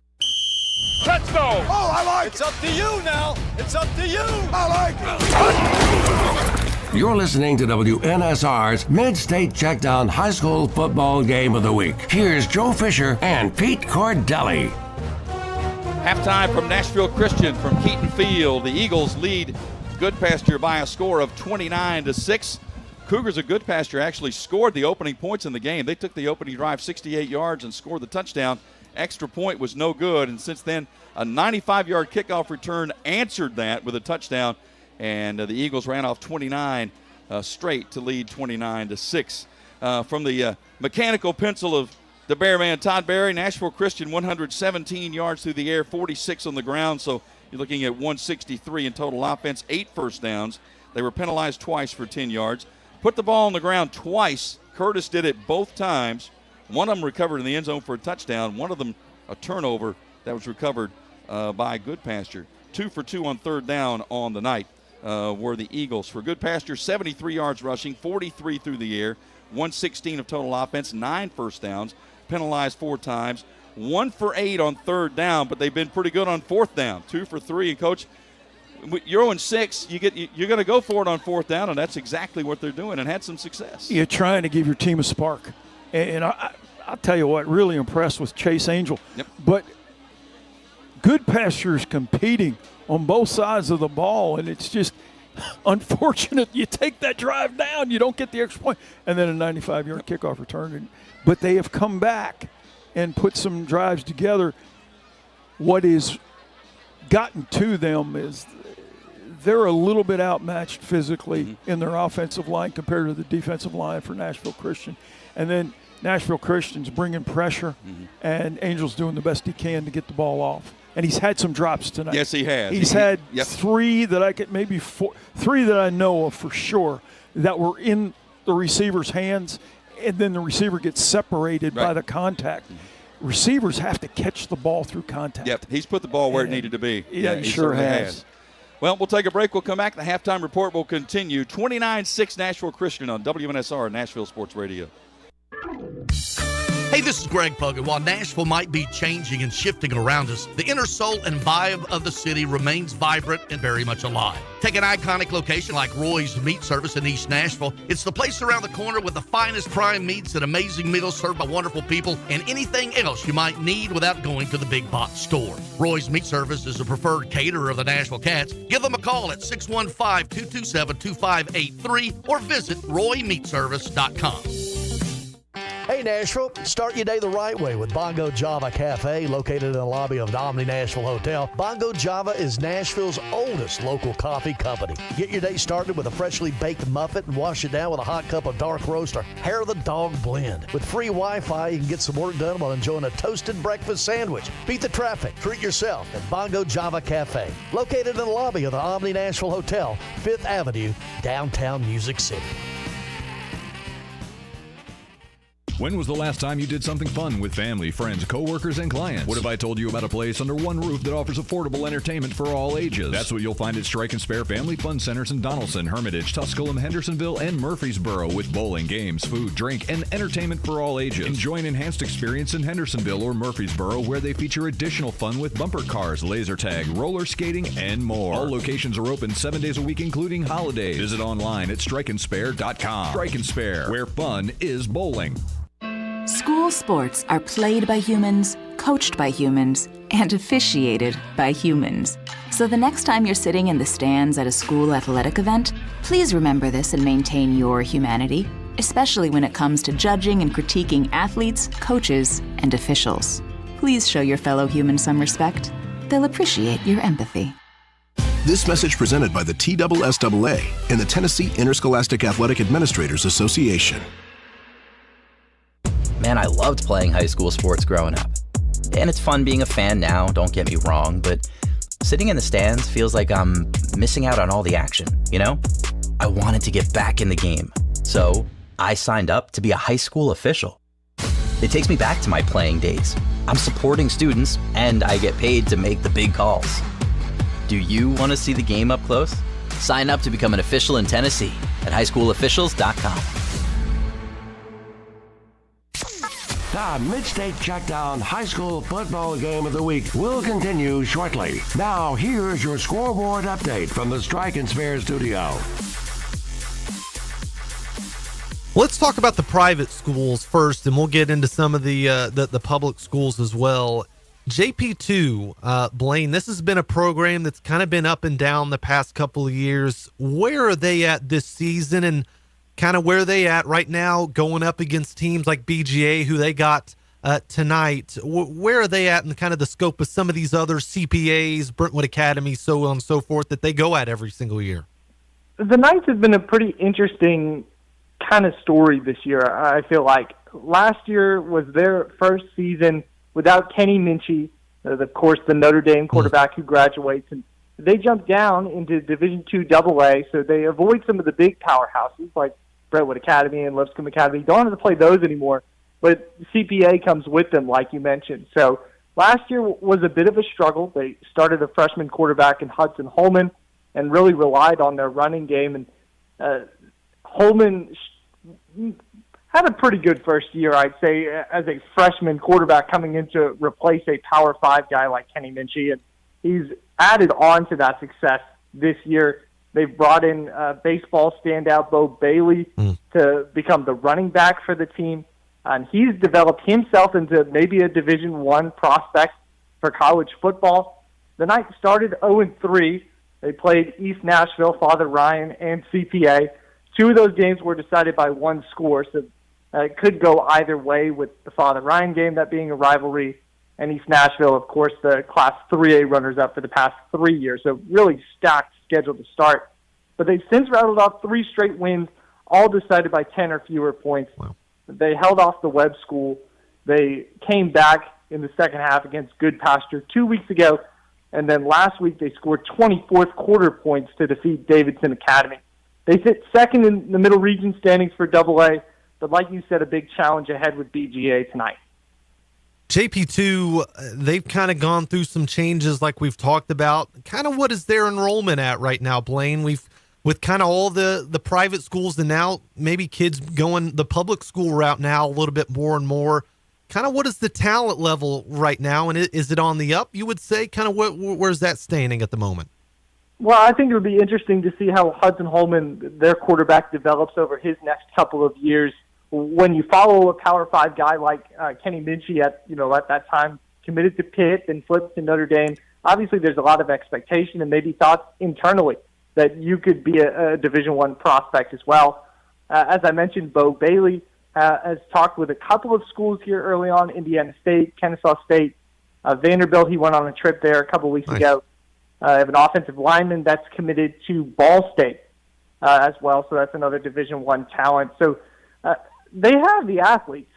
Of course, the public schools are probably gaining a bit more traction. I think you have the addition of Liberty Creek in our area, which is very attractive, I think, for anyone who was in the private school sector. You had a couple of kids, one being Gavin King, a baseball player who transferred out of JP2 and went to Liberty Creek because of those facilities and that atmosphere. So you have that happening, but there's still a lot of talent in JP2's building for sure. No doubt about it. Let's talk about Liberty Creek. Right now, 2-4. They got Kirkwood this week. Kind of the same as Green Hill, actually the same sort of timeline in terms of age. Where are they at right now, and how do you feel like they're handling the transition, becoming a new school, and kind of working out all those kinks that come with being such a new program? Liberty Creek had a great second season, reaching the Class 3A quarterfinals, reeling off, I believe, 7 or 8 wins at the end of the season. And actually, that all started this week last year. They defeated Kirkwood and Westmoreland and rattled off a long winning streak to enact that postseason run. This year's been a bit more of a struggle. They had a bit of a juggling at quarterback to start in replacing Brian Rager, who was the guy who scored 42 touchdowns for them a season ago. He went to Denison University, and going into the year, they had 3 guys that they were kind of rotating between in different formations and smokestack sets. They've kind of landed on Jackson Collier now, but that doesn't mean that they really throw the ball. They've thrown it 28 times in their first 6 games. That's across all 3 quarterbacks. Mac Tuggle's their big guy at running back. He's got 663 rushing yards.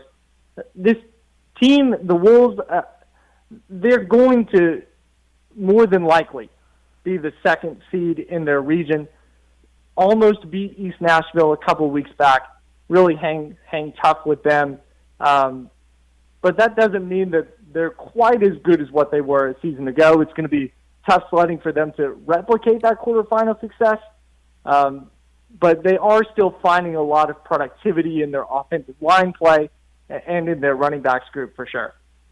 Let's talk Hendersonville. The Commandos, they're 4-2. They got Springfield tonight. Looks like they are off to a nice start of the year. To you, Blaine, is this maybe the best team in Sumner County? And how do you feel like the Commandos will fare as the season continues on? Well, I think we go back to last week's game and you find the best team in Sumner County, the Battle for Drakes Creek rivalry between Hendersonville and Beach. 49-6 in favor of the Buccaneers. So Hendersonville, I would truthfully say it's been a bit of a deceiving schedule. They've won the games that they needed to win, but Gallatin, Clarksville Northeast, and Hunters Lane, Siegel as well, all teams with losing marks up until this point. So they've beaten the teams that they probably could have a chance of beating in regards to Beach and Brentwood. Their 2 losses, they haven't really found a way to be competitive yet. This is a similar story as Liberty Creek in the fact that they graduated Mason Baker last year, the quarterback that ended up signing with Navy. They're still trying to find a little bit of an offensive rhythm, relying on running back play after graduating a big crop of talent. So to you, Beach is kind of that best team. What have they shown, and kind of what is their record at the moment? And in this landscape, I mean, in terms of high school football, so much talent across the Mid-State. We've seen it kind of with the Rutherford County, the Oaklands, the Riverdale, so on and so forth. How is kind of Sumner County trying to keep up in that aspect of it? Because it seems like every single year you got a kid from Oakland going to USC or Georgia or Oregon, something like that. How do you feel like Sumner County is kind of keeping up on the pack on that front? Well, Beach has done a good job, and I'd say that this Buccaneers team, in the time that I've covered high school football, has been one of the most talented that I've seen across the board in regards to prospects. Kawan Harris is a Power 5 guy for sure. He's got double-digit offers, and I think he's got some offers from Purdue, Louisville, Indiana, Ole Miss right before the start of the season. He's a guy who plays both ways at wide receiver and defensive back, and has been a really great athlete for them. Caden Powell, their quarterback, he's a Kentucky baseball commitment. One of their offensive linemen, Jack Fuchs, left tackle. He's a transfer from Kansas. His dad, actually, Scott Fuchs, is the offensive line assistant for the Titans. He's a 3-star prospect with offers from Kansas State and Arkansas as a junior. The list goes on for these guys, though. Shelton Swafford's a really impressive running back. Tyler Campbell, a transfer from Hillsborough, has played really, really well. Kind of a 1B to Kawan Harris's 1A. And then DK Williams. There's a lot of guys on this roster in particular that could go on and have a college football future. I love playing sports, especially for my school. And that's because school sports are special. It's where it's safe to fail. It's where we're taught resilience, where our fear becomes confidence. It's where we learn to get back up after every fall. School sports are where 7.8 million students go from I can't to I can. This message presented by the TSSAA and the Tennessee Interscholastic Athletic Administrators Association.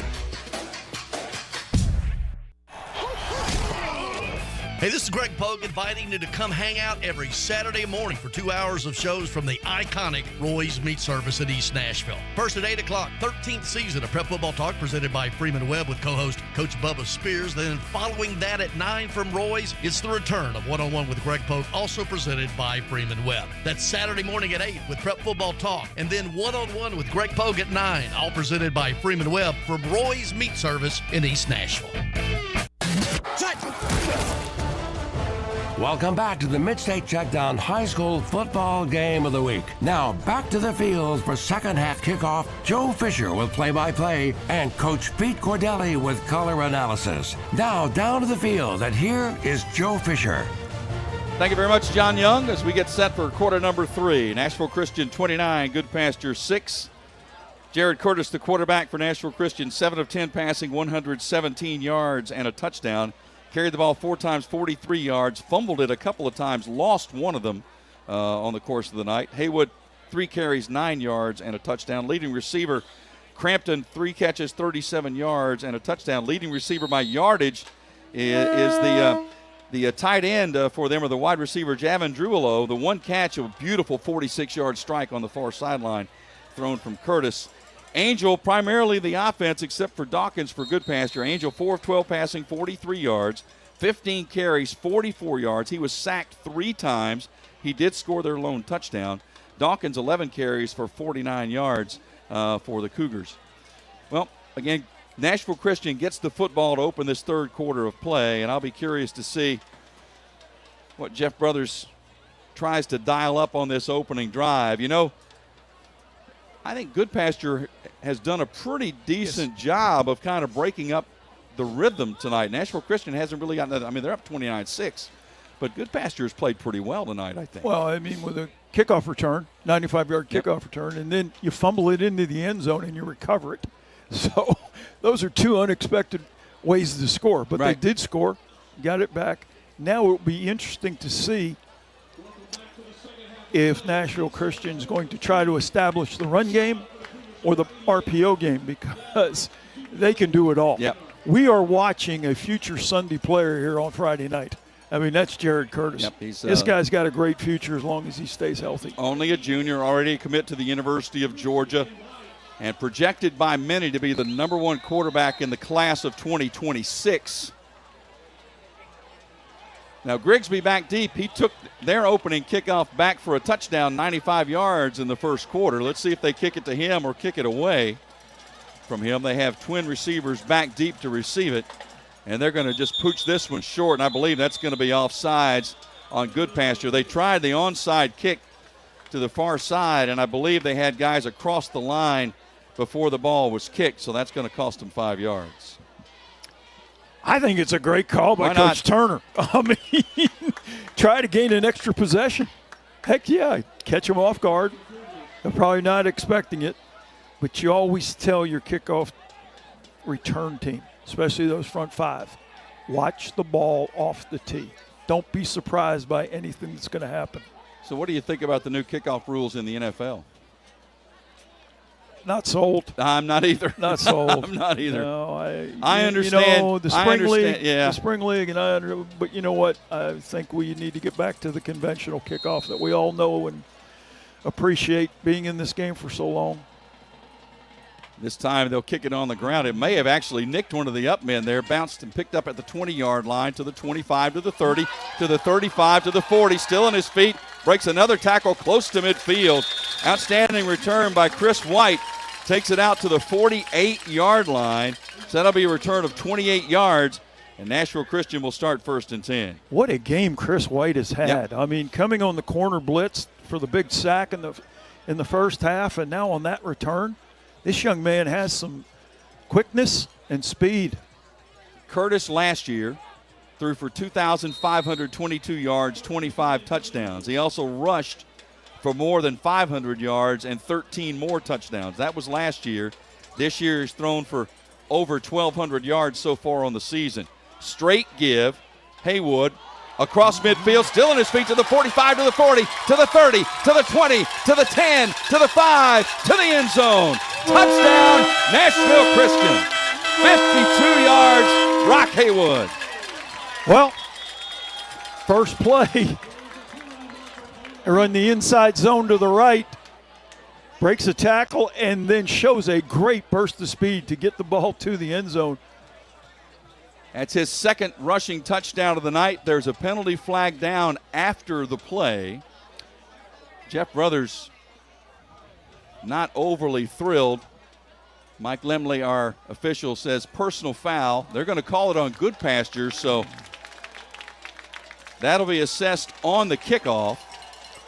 So that's what Coach Brothers, I believe, wasn't happy about. He obviously saw whatever that personal foul was. Right. Wanted to make sure that that was the call, and referee Mike Lemley said, I got it. It's all right. As Haywood was breaking to the right sideline, he got a great block by Javen Drulo, the wide receiver, who just latched onto the corner and pancaked him. The extra point by Griffin is up and good. Well, didn't take long. Nope. 21 seconds into this third quarter. 36-6 Nashville Christian on WNSR Nashville Sports Radio.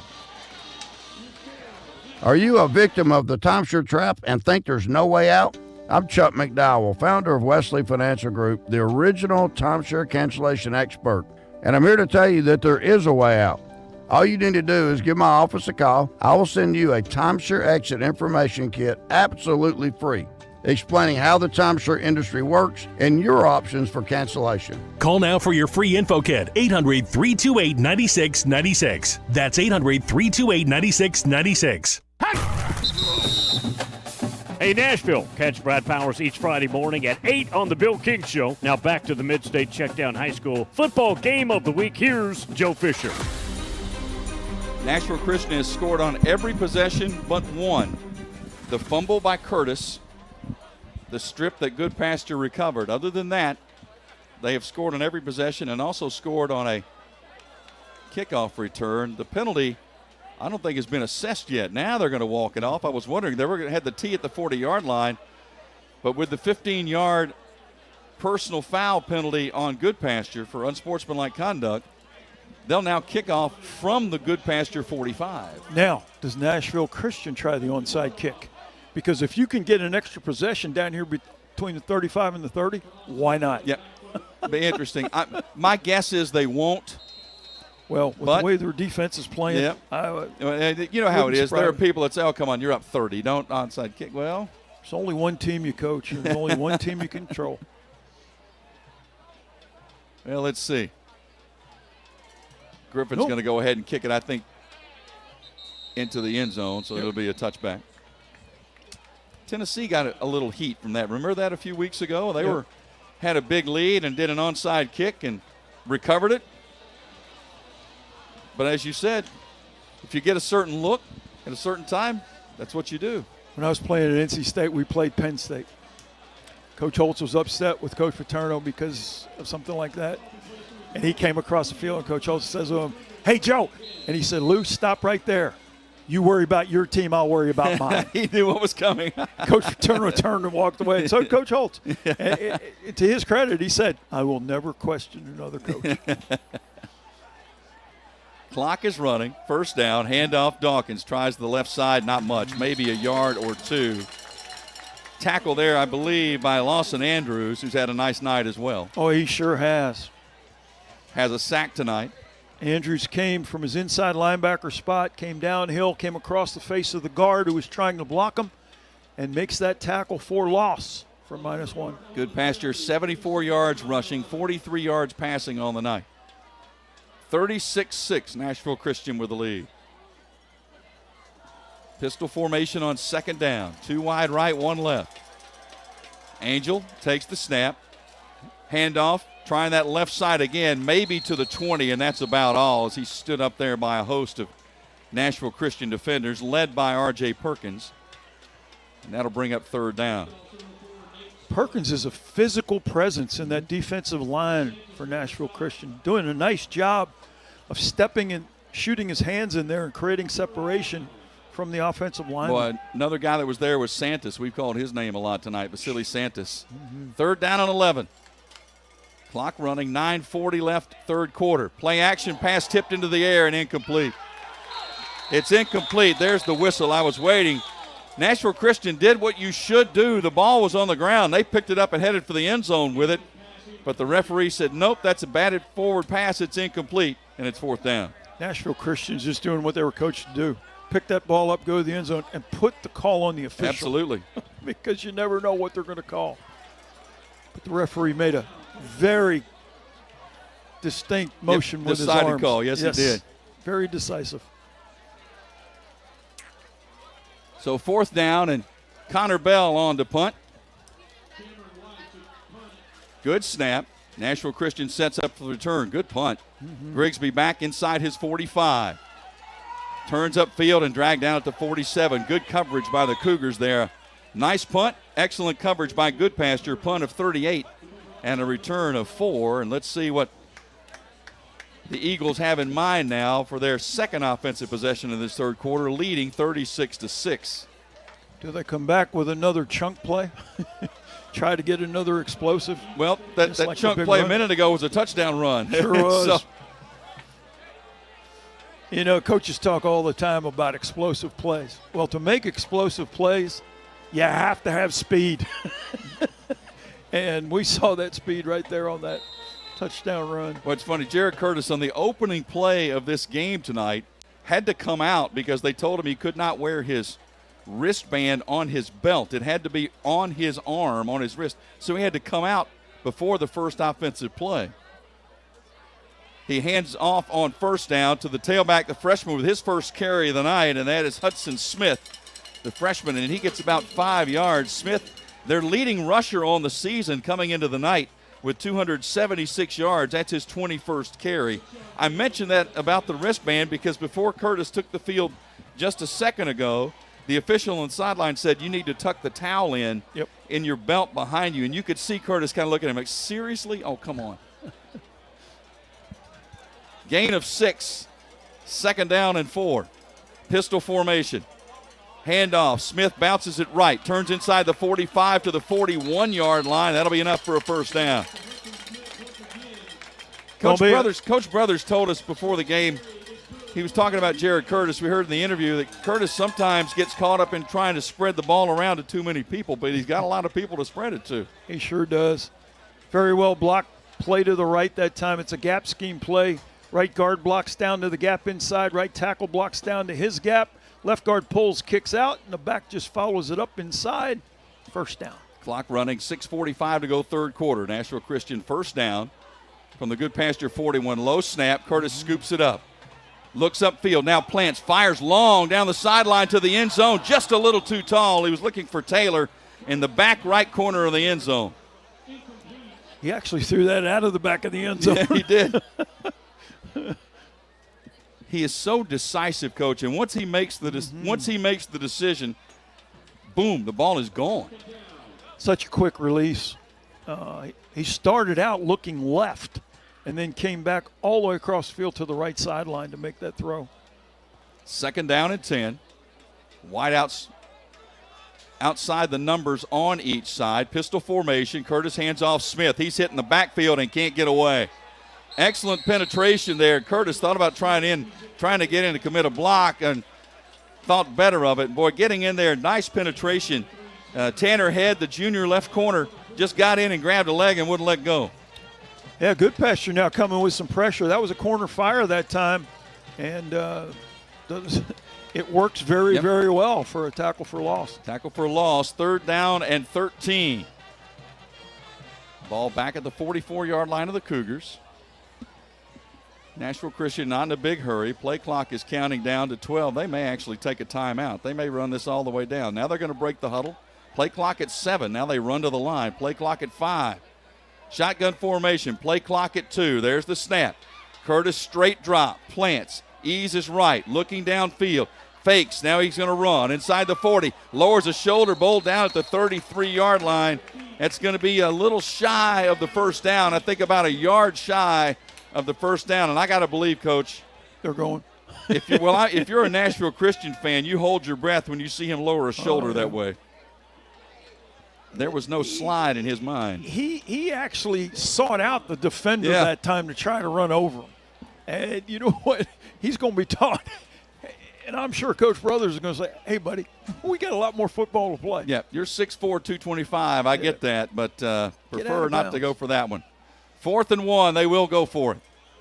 Curtis hands off. Tailback Smith trying to bounce it left. Now he'll turn up, get the first down, push it close to the 25-yard line. That was a nice decision by Hudson Smith, the freshman. He was stretching it toward the numbers, saw the little sliver, and planted the foot in the ground and turned up and moved the chains.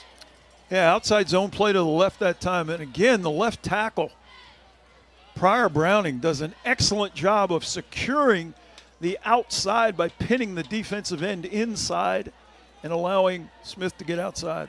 1st and 10 from the 24-yard line. Blitz coming from the Cougars. Curtis eludes it. Now eases back left, being chased. Now he's going to tuck it and run. Turns up inside the 20, still on his feet. Inside the 15, breaks it to the right. Inside the 10, now he'll turn it to the 5. He'll get to the end zone. Oh, my goodness. Touchdown, Nashville Christian. Jared Curtis. It's officially 24 yards. He ran about 75 to do it. Golly, scrambles left. Excellent job by Smith picking up the blitz coming to his right, which forced Curtis to take off left. And then he cuts all the way back across the field, breaking about 6 tackles along the way. Curtis, 6 carries, 78 yards, and a touchdown. Griffin on for the extra point. And it is good. The lead extended for the homestanding Eagles. It's 43-6, Nashville Christian on WNSR, Nashville Sports Radio. For a concert, or when the crowd becomes one at a big game. You can almost feel like you're the biggest fan. But who's your biggest fan? It's the person that will get you home safely after a night of drinking. It's the person who looks out for your life to make sure you leave the stadium with someone sober. This could be a designated driver or someone who offers to get you a ride share. Because in Tennessee, fans don't let fans drive drunk. Brought to you by the Tennessee Highway Safety Office, a division of the Tennessee Department of Safety and Homeland Security. You're listening to WNSR's Mid-State Checkdown High School Football Game of the Week. Here's Joe Fisher and Pete Cordelli. Now, Goodpasture scored the opening points in this game on the opening drive. It was 6-0. Nashville Christian has answered with 43 in a row. And the Eagles now lead 43-6, so well on their way to going to 5-1 on the season. What a run by Curtis. Yeah. I mean, he did secure the ball that time, and he was using his right arm just to swat would-be tacklers away. Kickoff is a short one, fielded by the up man at the 21 to the 25 to the 30, maybe to the 31-yard line. So a nice return there on the short kick of 11 yards. That was number 9 as we go down the list here of one of the new players in there, and that was Luke McElhaney, who was a wide receiver. Excellent job by the kickoff man that time to pin Goodpasture into the outside third, and then the coverage guys got down there in a hurry. Now with a gap of over 30 points, we have a continuous running clock here, so the clock running with 2:52 left in quarter number 3. First down for the quarterback, Angel, who's actually had a pretty decent night tonight for Goodpasture considering everything. He has. He's looking to try to get to what he can, and he tried a little run-pass option. There was really not much of an option as he just got back to the line of scrimmage. Nashville Christian now is going to a single high safety, and they've put 2 linebackers inside in the box there to take away the quarterback run. When they were going to 2 high safety look, they were removing one of those linebackers, and it was a 5-on-5 blocking surface for Goodpasture. Now they're getting an extra defender down in the box. Well, Angel has run for 1 more yard than he's passed for tonight. 44 yards rushing, 43 yards passing. Now he's been sacked 3 times, so you got to factor that in as well. Clock running, 2 minutes left, third quarter. Second down and 10, man in motion, left to right across the formation. Angel looking for that man in motion. Pumps, now he's going to fire long, has a man incomplete. Oh, he had McElhaney behind the defense a couple of steps and just overthrew him. Goodpasture went to an all-out blitz cover 0. There were no safeties deep, and he had Angel had 2 receivers running wide open and could not get the ball to either one of them. He was under pressure, though. Third and 10. Yeah, he was stepping up, being forced by the pressure, but had the man there. Third and 10 from their own 32-yard line. Shotgun formation, 3 wide to the right. Angel is going to roll right. Now he's going to look to throw back to the left. Passes a high one. Caught by Dawkins. Penalty flag down. 40 midfield and out of bounds. That's going to come back anyway. That's going to be a hold back where Dawkins caught the football near the 35. It's 18 yards, but I don't think it's going to count. It's an illegal man downfield. Ineligible man downfield, which is also illegal. But if the ball's thrown behind the line of scrimmage on the screen, that's what you want.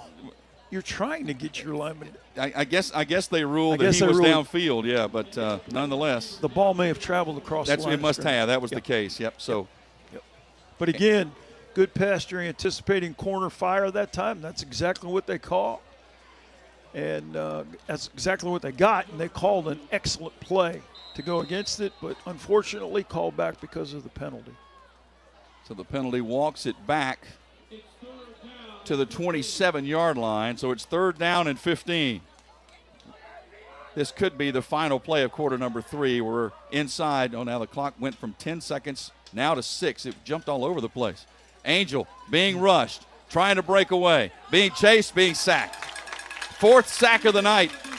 He sacked, I believe that was number 22 getting in there for the sack, and we talked about him earlier, Coach. That's Michael Hoskins with the sack.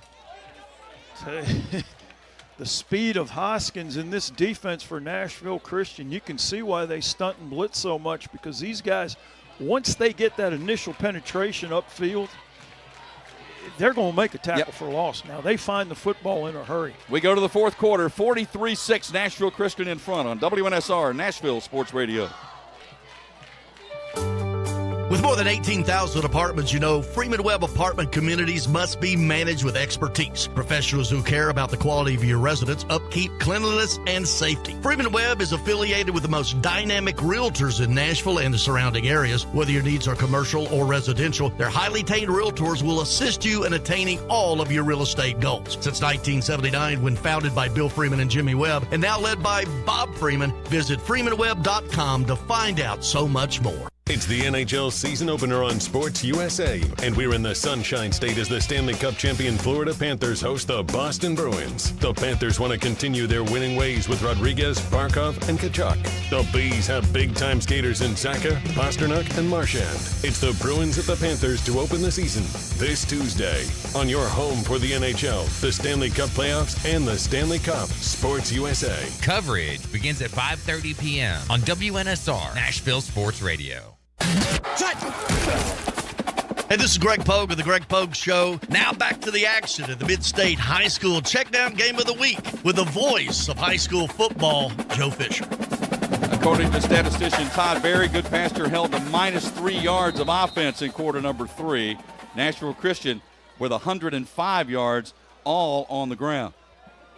4th down, Cougars to punt this ball away from inside their 20-yard line. This is a decent punt. There was nobody back deep to receive it, and it's going to bounce inside the 30, roll inside the 25. Now, if you're Nashville Christian, if you're Jeff Brothers, Coach, do you send Curtis out there again, or is it time to go with Tate Mathis, the freshman?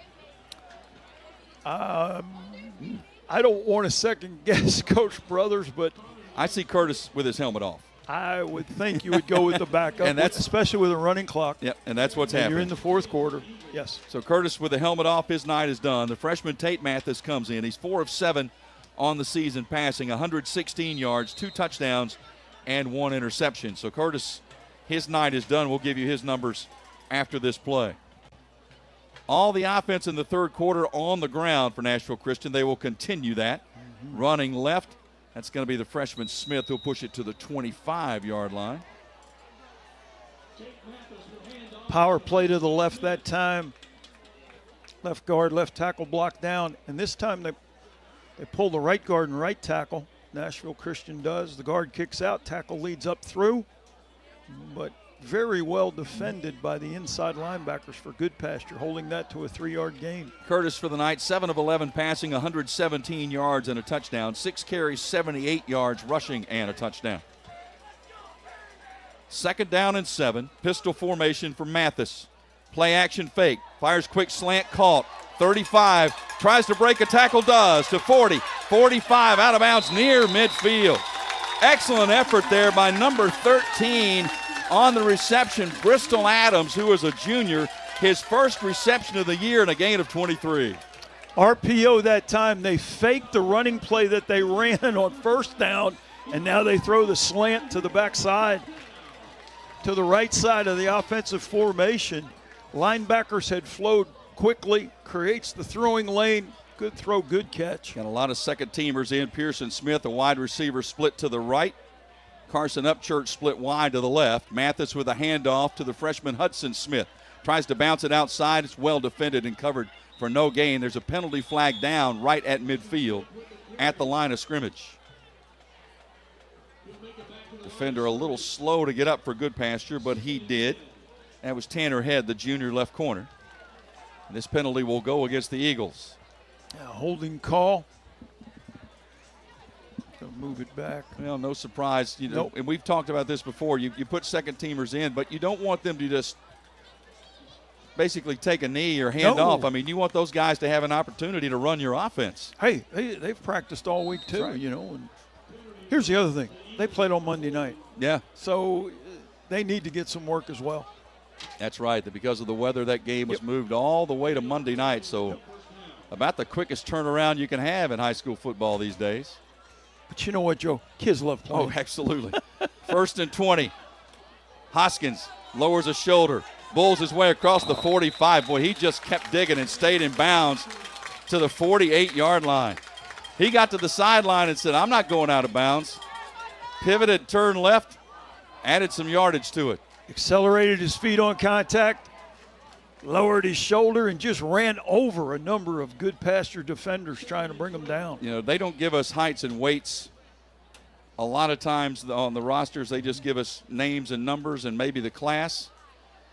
Hoskins is a pretty hefty young man. That's why when we go down on the field before the game, you know, it's interesting to see body type, body shape, and things like that.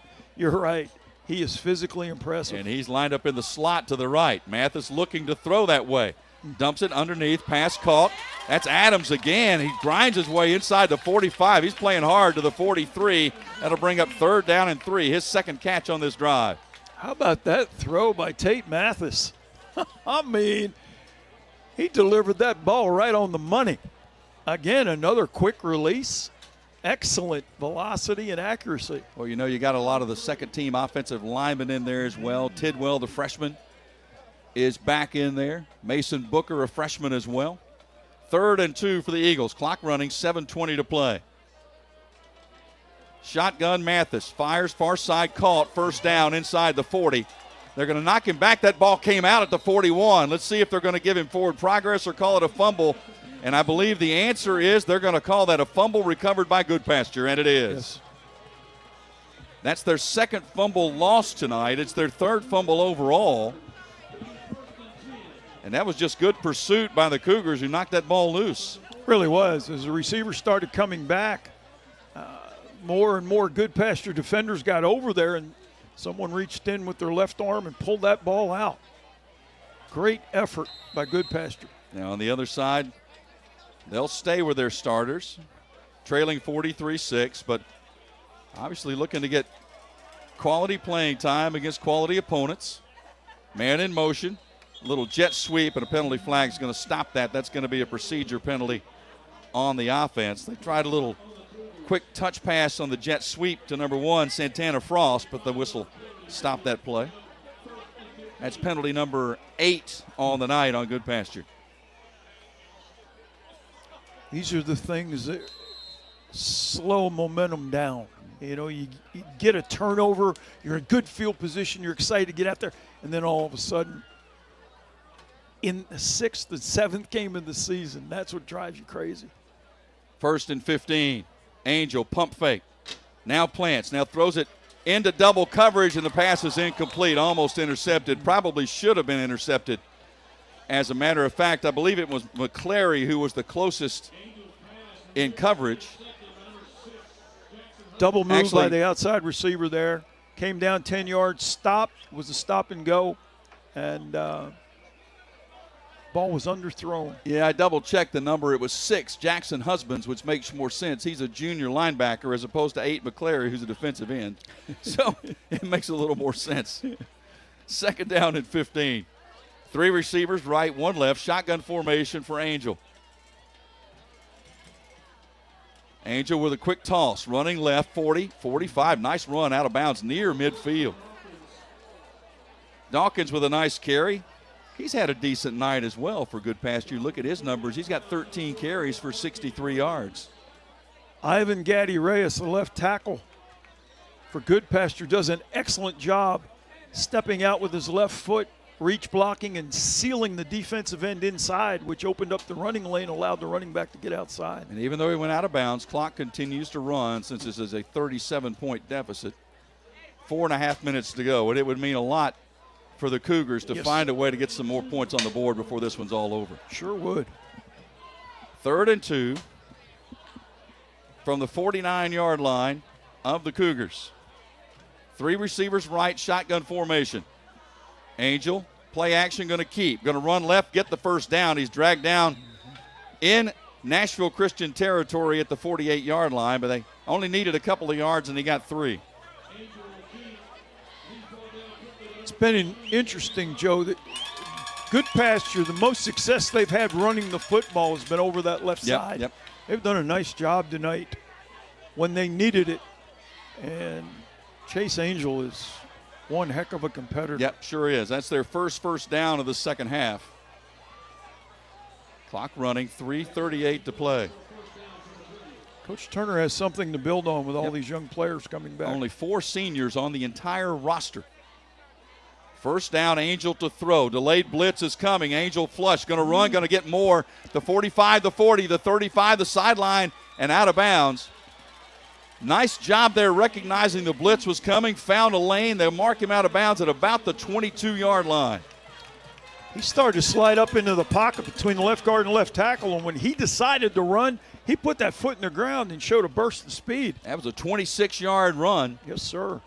So Angel now on the night, 19 carries for 70 yards.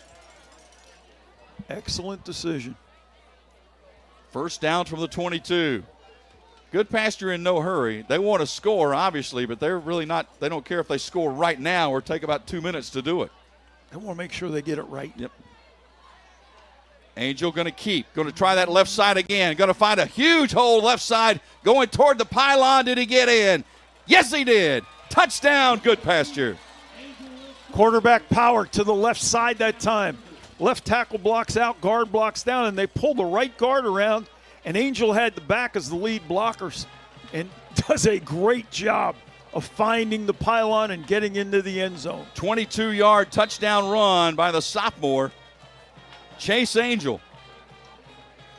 And an extra point here would make this a 30-point game again with 2:29 left.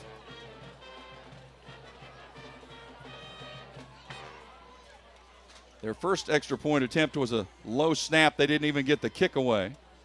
This is a good snap, but a whistle blows to stop play, and that's going to be a penalty. That's going to walk it back 5 yards. Oh, actually, it's offsides on Nashville Christian. Thank goodness they get to do it over again. Was wide left. Yep. He's going to say he heard the whistle, so he just didn't finish his leg swing there. Zubaloga is Daniel Zubaloga, left-footed kicker. Look like my wedge. What? Shanked Left? At least you know which way it's going. I got to get some lessons from Adam Johnson. Oh, man. I understand. Those He can flat stripe. Those are expensive. That is not cheap. I love it. Well, they'll try it again from a little closer. This is a line drive, and it's going to get just inside the right upright, and it's good. So a nice drive for Goodpasture. Yeah, he overcorrected on that one. He Instead did. of wide left, I mean, it was drilled. Excellent job, though. But I got to tell you, that was the Chase Angel drive. Yep. He made some big-time plays there. There is no quitting this young man, and he is competing with every ounce of energy. 20 carries, 92 yards, and a touchdown. A couple of touchdowns tonight. That's right. He scored both touchdowns tonight. Tell you what, they have a nice quarterback run package in for him. They do. And he's decisive too. Once he sees the hole, he hits it. And he throws the ball pretty well. He sure does. As you mentioned, he had a couple. Credit Nashville Christian's defense for stripping a couple of those or separating the receiver from the ball a couple of times. But they were passes that were on the money. Yeah. And that's how drives change. You know, if you catch those passes or hold on, you have a chance to go down and get in scoring territory. I look down at Caden Grigsby down here on the sideline. If you remember, he's the guy that ran the kickoff back 95 yards for a touchdown in the first quarter. He wanted to go back out there, and the coaches said, no, you're done for the night. He was not overly thrilled with that. Again, guys want to play. Oh, yeah. Well, if you've taken one back on the night, I want another shot. That's right.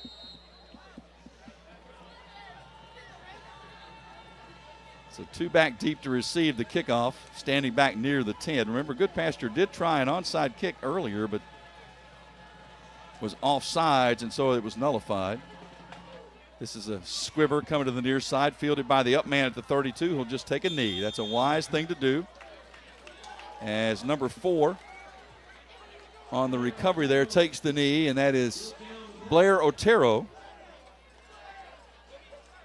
He's had a pretty good night himself. Well, you know, on defense. We've seen him in the past. He is a junior, and he had some big games back when we saw him even a couple of years ago. First down for Nashville Christian from the 35-yard line. Clock is running with 2:17 left to play. 43-30. Nashville Christian about to improve to 5-1 on the season. This might be the point where you just hand off the football or just keep it on the ground and just try to get to the house. I would think so, yes. 2 minutes left. Quarterback will keep it on the read option. Push it forward to the 40, maybe the 41-yard line, so a gain of 5 on the play. Freshman Mathis. That's about the safest thing you can do, Coach, not even risk the handoff. Don't just risk, keep it. That's exactly right. Keep it in the quarterback's hands. The freshman Mathis in for the 5-star rated quarterback Jared Curtis. We were talking about this earlier. His numbers aren't really gaudy numbers, but in so many of their games, they've been games kind of like this one. Doesn't necessarily need to register a lot of big numbers. But look at the chunk plays that he made tonight. Yeah. Holy cow. Mathis rolling, being chased, being dragged down and sacked all the way back inside the 30-yard line. That was number 44. Yeah, that's the play. That's the player that is not on their roster. The number 44 is not on the roster, but he's had at least 1 and maybe 2 sacks tonight. He has played well. Good-looking young man. Yep. Now that's one Coach Brothers is going to talk to his freshman quarterback about. If you're giving off ground, throw that ball out of bounds. Clock running. Don't take the sack. Even after the sack, 40 seconds left. This could possibly be the final play of the night. On 3rd down, Mathis in the shotgun. Play clock at 5. Mathis just takes a knee. And I don't think they're going to have to snap it again with 25 seconds left to play. Well, Nashville Christian trailed 6-0 in this one. Answered with 43 in a row before Goodpasture put one more on the board. And that's going to be the end of the contest with 10 seconds left. Final score 43-13 in favor of Nashville Christian over Goodpasture. The Eagles improved to 5-1 on the season. Did it on a short week, playing on a Monday night and then following it up on the regular Friday night. Goodpasture, tell you, they fall to 0-7, Coach. But Tyler Turner, he's got an extremely young team. They are competitive. I think they've got a good future. And they're talented, and Chase Angel gives them a chance at quarterback. But they've got some other guys as well that have speed, and they have toughness. So it'll be interesting to see how this team progresses from here. But my goodness, they competed all night long. No doubt about that. That's all you can ask. Final score again, Nashville Christian 43, Goodpasture 13. Back with the postgame show after this on WNSR, Nashville Sports Radio. Hello, it's Greg Pogue inviting you to join Nick Guerrero and me this coming Saturday afternoon as the Tennessee State Tigers return to Big South Ohio Valley Conference Alliance play on the road against Lindenwood University in St. Charles, Missouri. The Tigers, under fourth-year coach Eddie George, even their Big South OVC record with a win last Saturday against Charleston Southern, and look to build upon that with another league win, this time on the road. That's Tennessee State at Lindenwood Saturday, right here on Nashville Sports Radio, WNSR. Pre-game show 12:30, kickoff at 1. Hey, the next time you need urgent care, instead of sitting in a dreaded waiting room, call Medical House Calls to give you the care you need in the comfort of your home, office, or wherever you are. Medical House Calls treats everything an urgent care can and provides a variety of preventative healthcare services, including IV therapy, NAD, and a cutting-edge weight loss program that is proven to work. Medical House Calls delivers the highest quality care for children, adults, and seniors. Scheduling appointments is super easy. Go to medicalhousecalls.com, medicalhousecalls.com, and click on Schedule an Appointment. It's that easy. Medical House Calls. The nearest clinic is where you are. Hey, this is Greg Pogue. While Nashville might be changing and shifting around us, the inner soul and vibe of the city remains vibrant and very much alive. Take an iconic location like Roy's Meat Service in East Nashville. It's the place around the corner with the finest prime meats and amazing meals served by wonderful people and anything else you might need without going to the big box store. Roy's Meat Service is a preferred caterer of the Nashville Cats. Give them a call at 615-227-2583 or visit roymeatservice.com. Hey Nashville, start your day the right way with Bongo Java Cafe, located in the lobby of the Omni Nashville Hotel. Bongo Java is Nashville's oldest local coffee company. Get your day started with a freshly baked muffin and wash it down with a hot cup of dark roast or hair of the dog blend. With free Wi-Fi, you can get some work done while enjoying a toasted breakfast sandwich. Beat the traffic, treat yourself at Bongo Java Cafe, located in the lobby of the Omni Nashville Hotel, 5th Avenue, downtown Music City.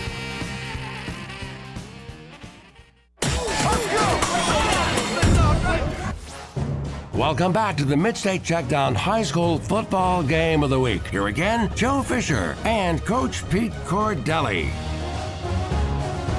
Nashville Christian improves to 5-1, an impressive 43-13 victory tonight over Goodpasture. The Cougars fall to 0-7, but a game effort by them. A very, very young team, but they were able to score the first touchdown of the night and the last one of the night, as a matter of fact. And Nashville Christian sandwiched 43 points in between those two. And I think we'll hold for the stats here for a moment. I believe the quarterback for Nashville Christian, Jared Curtis, is going to join us here in just a second. He's got the headset on. I see him down we're good on the 45-yard line. So, Jared, congratulations.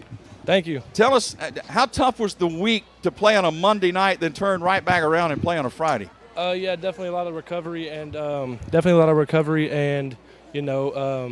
hard work put into it, but we got the job done. So, Jared, you had a great night. You have a lot of weapons to get the ball to. But in your running ability, has Coach Brothers said, hey, please get down rather than try to truck those guys? Yeah, he advises it, but, I kept fumbling the ball, so I gotta quit doing that. We were going to ask about that. We were going to ask you about that. Tell me what your process is and technique is to protect the football. Yeah, I don't know. Tonight I couldn't hold on to it. I don't really know. I don't usually think about it, but tonight, it got to me. I fumbled it a couple times. I think you're going to hear keep it high and tight from now on. Oh, for sure. I think Coach Brothers is standing 3 yards away from you, so I know you're getting a little stare right now, aren't you? Yeah. How fun is this year? How fun has this year been for you? You made a decision coming into the year. You're just playing football. How much fun has this been? A lot of fun, a lot of guys around me that having the same amount of fun. We're working hard to the end goal, but we got to play it week by week. All right, Jared, congratulations. Good job, Thank man. you. Congratulations. Thank you. Nice job tonight, Jared Curtis. 7 of 11 passing, 117 yards, and a touchdown, 6 carries, 78 yards, and a touchdown. And Coach Jeff Brothers going to join us here for you were kind of staring him down, standing 3 yards away from him, weren't you? Hey, one of us has to do push-ups, and it's not me. How many per fumble? That's between he and I, but it'll be more than one and less than 100. Okay. Is that for fumbles or for not getting down on the run? That's between us. I can't disclose. There you go. Congratulations, Coach. But my goodness, the overall speed on this football team that you have, it is impressive. Yeah, we're blessed, and we have a lot of guys, talented guys, and that's hard to see because obviously Jared stands out. And that's, where the brightest light shines, so to speak. But we've got guys all over the field in the skill positions, and it's such an unselfish group. That's what I'm so proud of, and what we keep hammering home and they keep buying into is that, tonight Javin had a couple good catches, last on Monday because we played 2 games this week. On Monday, Bryson had a bunch of catches, and so it's hard for defensive coordinators to say we need to take this option away from Jared. Because they're all over the field, and they can run and they can play, and they're super unselfish, and we have an unselfish commitment to a common goal, and those guys embody that, and it's a lot of fun. Talk about the mindset. You played a game Monday night, Coach, and obviously your team was clearly a better team going into that Monday night, and you knew that. Now you got a game where on paper you probably are again. How do you keep guys focused not to think in that term? Well, because it's about us, and every day we want to improve. So you either get better or you get worse, and so your biggest competition in that mindset is yourself. Mm-hmm. And the opponent is nameless and faceless, and we're just going to work hard to be the best football team we can be. And whatever's on the other side, if we're the best that we can be, then whatever's on the other side is going to have to deal with us and not us deal with them. And if we can keep that mindset and keep going, and we've got tough competition coming starting next week with a really good Columbia Academy team. Yeah. We just got to keep, pushing to be the best version of ourselves that we can be. Take us back to the opening drive. Goodpasture marches downfield, scored, touchdown, got a lot of success running the ball up the middle. They did. You made a change defensively, and that seemed to shut things down. Yeah, well, we were doing some things that we wanted to see, and we were, we have a 5-man box, and we know that's a light box, and they're going to run the ball, but we want to see if our guys can hold the gaps and defeat the blocks and cross-face those things. And, there's some fundamentals and some techniques we're wanting to really work on.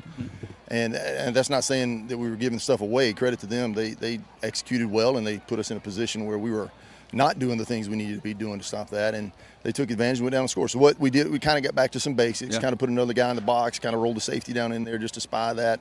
Some adjustments, but we wanted to challenge those guys and see and let them learn and grow, and we got some good film to work off of, and they're going to have to improve because that's something we're going to need to be able to do, and we didn't do it very well in that drive.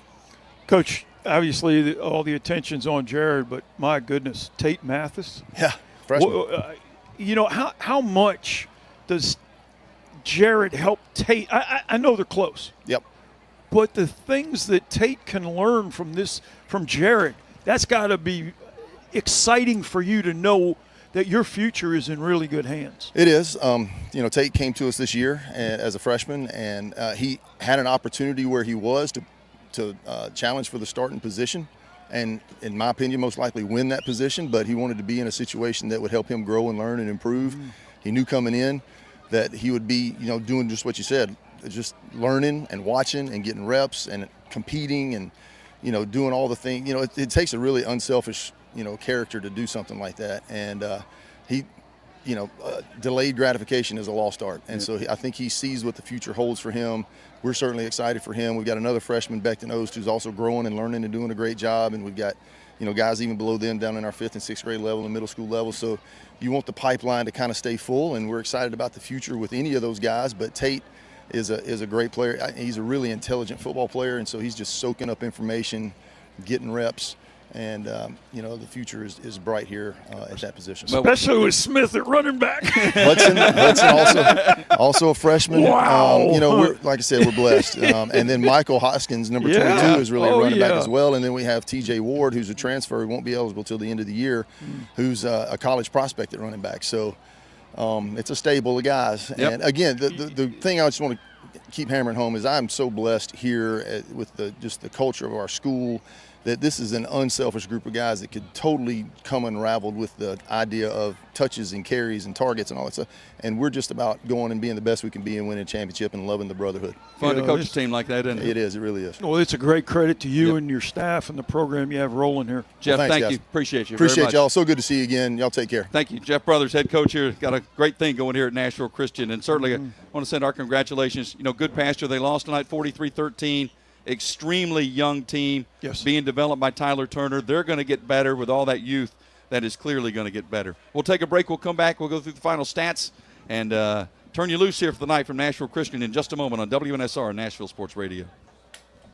When was the last time you did something fun with family, friends, coworkers, and clients? What if I told you about a place under one roof that offers affordable entertainment for all ages? That's what you'll find at Strike and Spare Family Fun Centers in Donaldson, Hermitage, Tusculum, Hendersonville, and Murfreesboro, with bowling, games, food, drink, and entertainment for all ages. Enjoy an enhanced experience in Hendersonville or Murfreesboro, where they feature additional fun with bumper cars, laser tag, roller skating, and more. All locations are open 7 days a week, including holidays. Visit online at strikeandspare.com. Strike and Spare, where fun is bowling. I love playing sports, especially for my school. And that's because school sports are special. It's where it's safe to fail. It's where we're taught resilience, where our fear becomes confidence. It's where we learn to get back up after every fall. School sports are where 7.8 million students go from I can't to I can. This message presented by the TSSAA and the Tennessee Interscholastic Athletic Administrators Association. Hey, this is Greg Pogue inviting you to come hang out every Saturday morning for 2 hours of shows from the iconic Roy's Meat Service in East Nashville. First at 8 o'clock, 13th season of Prep Football Talk presented by Freeman Webb with co-host Coach Bubba Spears. Then following that at 9 from Roy's, it's the return of One-on-One with Greg Pogue, also presented by Freeman Webb. That's Saturday morning at 8 with Prep Football Talk. And then One-on-One with Greg Pogue at 9, all presented by Freeman Webb from Roy's Meat Service in East Nashville. Bob's Steak and Chop House, located in the Omni Nashville Hotel, is a nationally renowned steakhouse specializing in the finest corn-fed Midwestern prime beef. The menu formula is simple: incredible meat, gigantic shrimp, fabulous salads, and decadent desserts. Start your experience at Bob's with the fried calamari or fresh scallops seared in Texas burnt honey. All the beef at Bob's Steak and Chop House are USDA prime cut, from the traditional filet of tenderloin and ribeye to the adventurous Kansas City bone-in strip. They even have 2 different surf and turf options. And if you're looking for the other white meat, Bob's Steak and Chop House serves a dry-aged pork tomahawk with homemade applesauce. Fresh seafood is on the menu, from salmon to scampi, and even fresh lobster tail. For reservations, give them a call or log on to the Omni Nashville Hotel website. Bob's Steak and Chop House at the Omni Nashville Hotel.